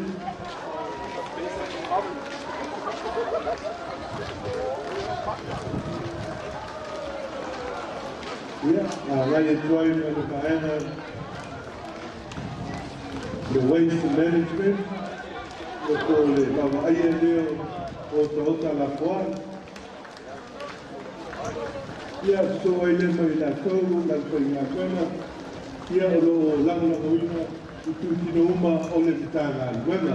support services. So may tua ia o le tanga luenga so tua maloloina.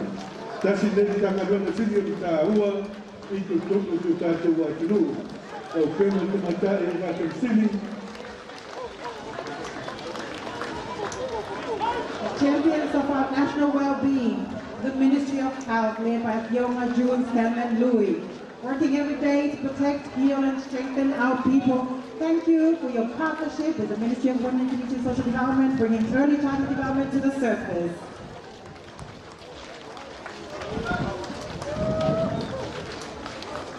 So my Tausaga soifua se tatu wa tru pata tele.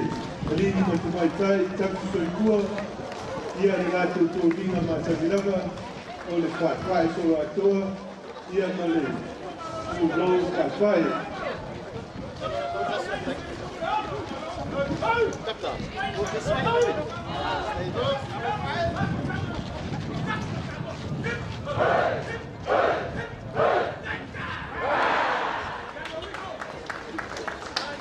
Thank you, nurses, for all of your work in helping us be more healthy in Samoa. Thank you for your patience and taking good care of us when we are admitted to the hospital. Malo fatai itautua matavega motio tatoa tunu. Le fiume le vistar te tu maluina. Le fiume ya va wao te kova wao. Ki fa tele a poi tu vistar. Le fiume ya motukwa. Thank you to the Samoa Medical Association for celebrating 64 years of independence of our country this year.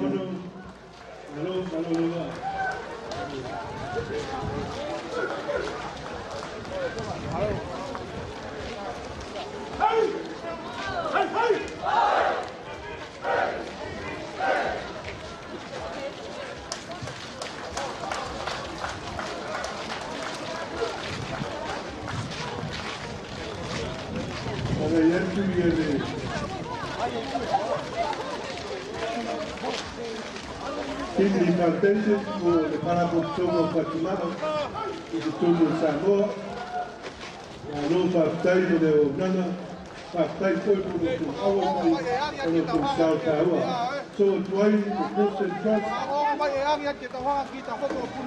kasi de Parabutomo no ngapa mai ia o pa no foi no iai mana o mapatoi mapatau. Tongan Association and Community in Samoa joining today's celebration for Tongan Association, represented by Sio Pepele and Lavinia Chavo. Malo Pito, Malo Lele, Po Ilole, Tahine.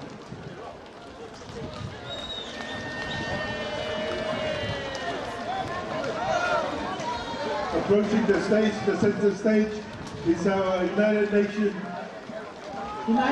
in Samoa, please welcome them. Led globally by Secretary General Antonio Guterres and represented in Samoa by Resident Coordinator Ala Gershi. Together, UNICEF, UN Women, UNFPA, UNDP, FAO, UNESCO, WHO, and partner agencies work alongside Samoa to strengthen children, families' health, education, gender equality, climate resilience, and sustainable development. Global partnership, local impact, shared progress. Thank you, thank you, thank you. Keep that smile. And give us more.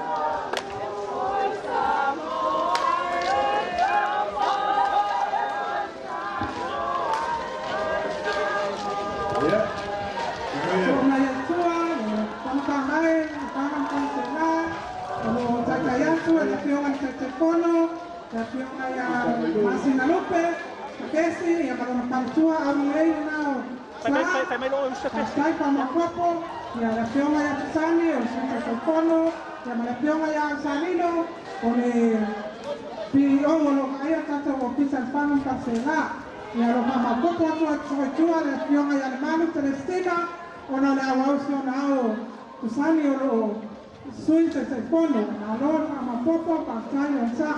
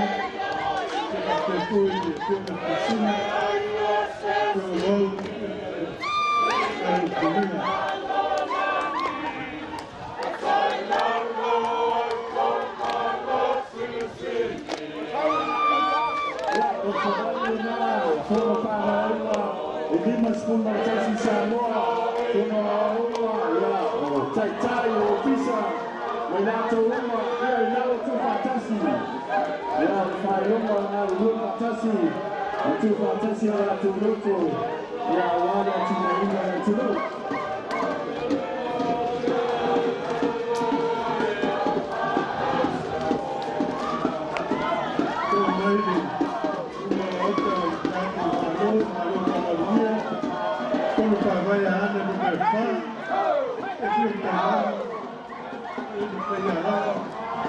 mate putea malo.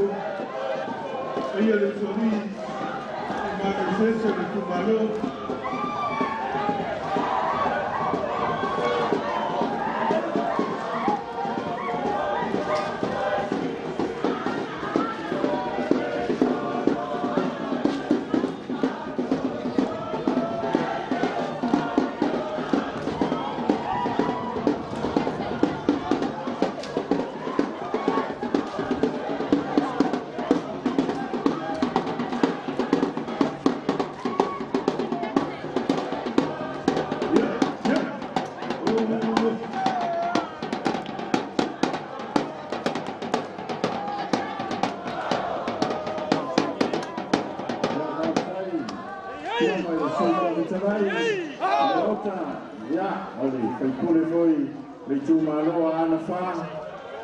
Museorino foi pure na Tausaga, ya na wangatu le masi api, mai tapu ele se mai au kirkiti, ya na malanga mai lewo mai fai la Tausaga tetele.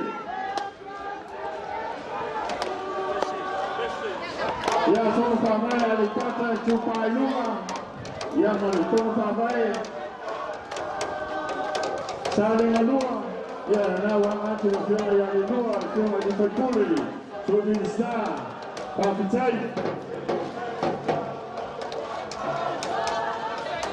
Ya, ana kutulu lo mamoto kado malu kolonia, letu malu mai monapa.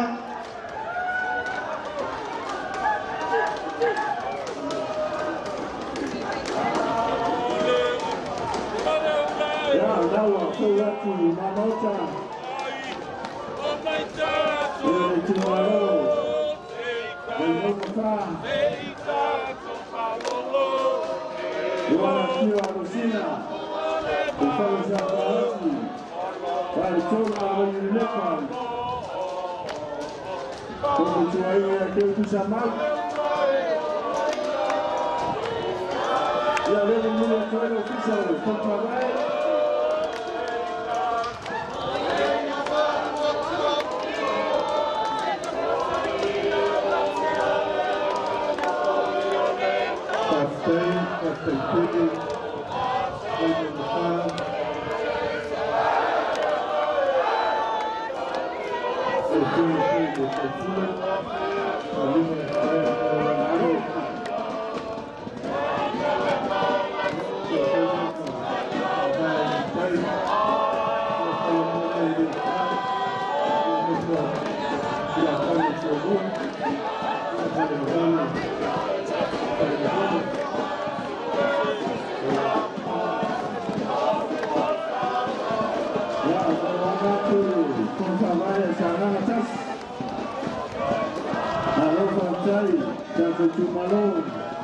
Tutoatasi, Tutoatasi,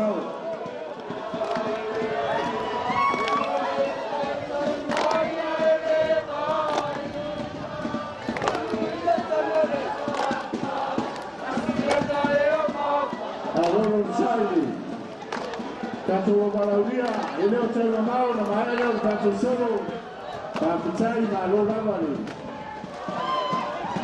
Tutoatasi, Malpapapali. Ya nawa kwa watu, alipata chupa ilalo, kwa mabaya alipata chupa ilalo.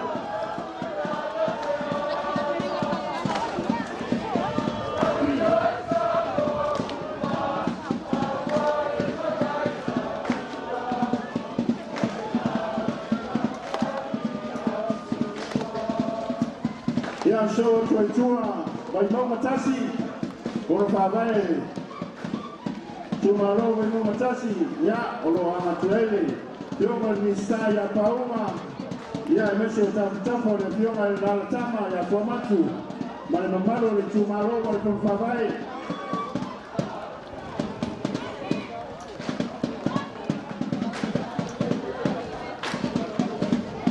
Ya, aloha aftai.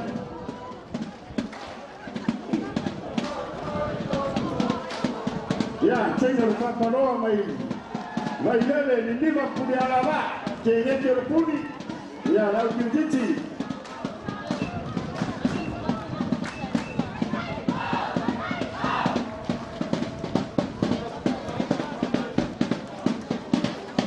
Ya se soa ki tuar paparoa, ya ki titi a tama kaula mai ya tiama le kopo le topo.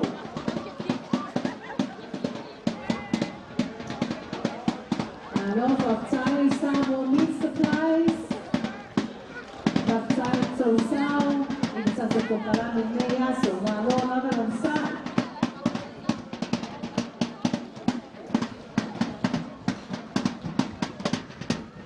We welcome the University of the South Pacific, representing the different countries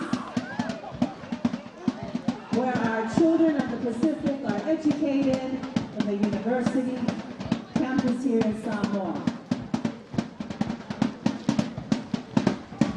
They had their graduation last week and it was an exceptional ceremony. So thank you USP.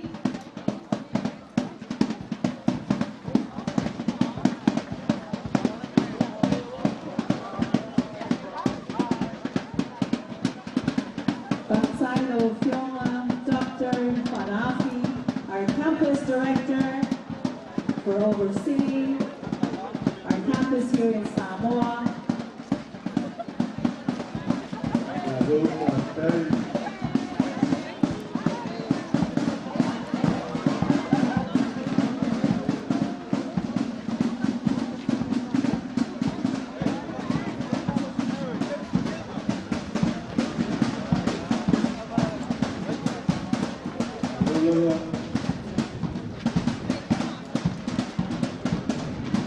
Ya Charlie, University of South Pacific.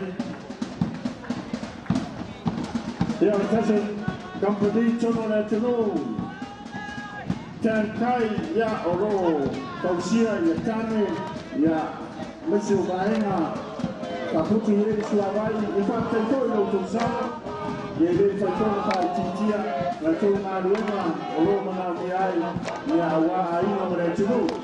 Come le foto parlare sempre c'è il più c'è vai team e vai play vanno là in Samoa di lui ma dopo tu hai che nella tua le calcoli le calcoli e siete tanto salvao poi a sei sempre c'è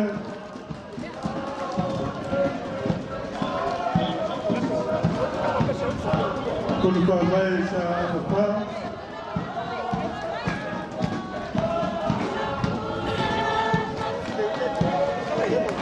Tanta intelligente cursal.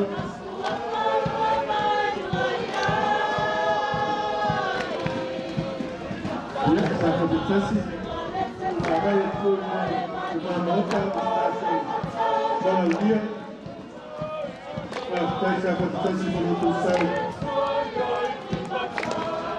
We welcome former Fawai Tutoatasi, led by the former Honorable Minister. Julius,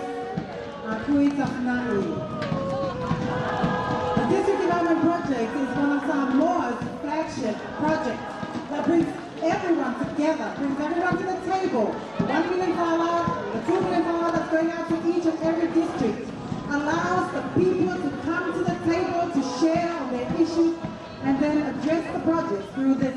It is Samoa's way of social development forward. I'll tell you, from my way. And I'm not going to take a big star. You'll take a photo for you, so I'll commit you somebody for a dollar. Yeah, now I'm not yet to. Yeah, from my way, Tutoatasi. Yeah, now forward to. But here, my friends are fine.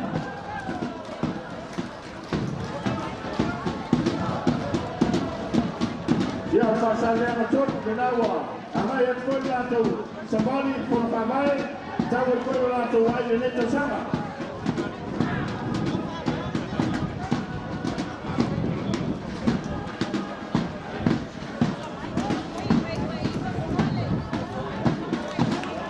Welcome our tattoo and barber shop.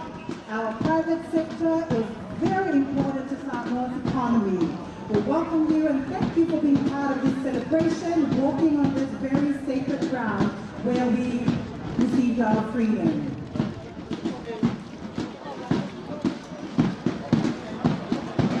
We welcome the Public Trust Office to our celebration today. Thank you for taking care of our wills. Thank you for taking care of our people.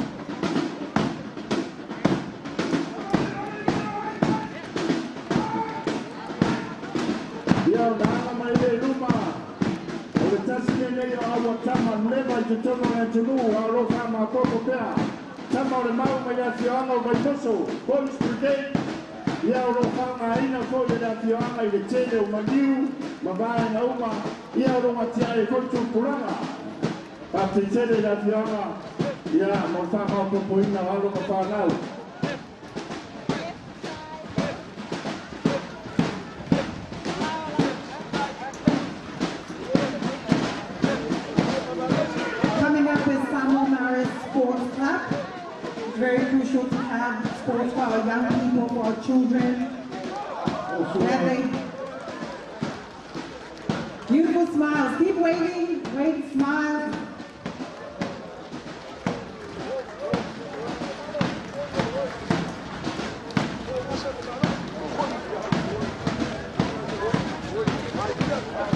Ladies and gentlemen, big round of applause. This is the 7th rugby boys walking across.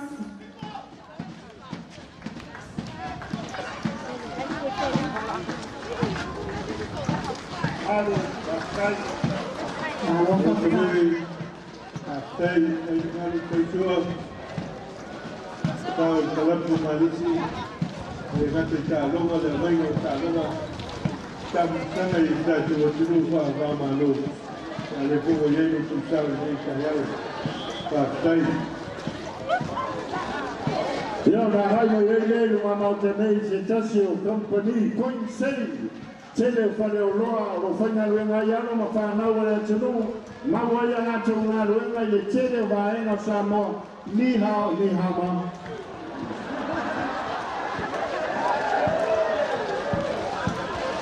Ia se so mai foi maresi fale oloa tele nā o le farmers ia olo whainga luenga i foi a tantana iai ia alo ma whanau e tunu ia olo tele ni whatau mo fie i foi ia oloa i so se waenga o Samoa. And here we have DMC. Very soon we're going to have very healthy DMC. Thank you for bringing healthy DMC tomorrow to Samoa. Ia nā wāna yatu, ia le DMC, ia tausi whare leia tātou whare inga, ia wale whonga tau mawha re tunu. Taking stage now is the Anafale Mentoring and Leadership Program of Onomea Productions. More than a leadership program, Anafale is a movement dedicated to building confident, culturally grounded, and purpose-driven young Samoa Maitai, building character, growing leaders, inspiring futures. Off the Se'alu'ei. Beautiful smiles. Keep waving. Kaftai, kaftai, kaftai. Ia ole, Maitai Anafale, ia le nalo.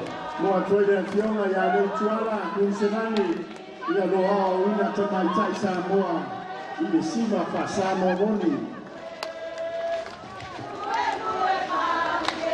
Ia laanga mai lea i le tū sisifo. Le whono a o tina o Samoa ua leva o na whawaina le tera Tausaga. E maasani o na taualunga iai whai ngā mea le sisi ngā fua i le lato. Sa vali wharoalo, fia ata talo. Au lea ngai atu lunga. Awa e iai le lato pese maasani o na wharoalo ai i le mamaro le wala lea.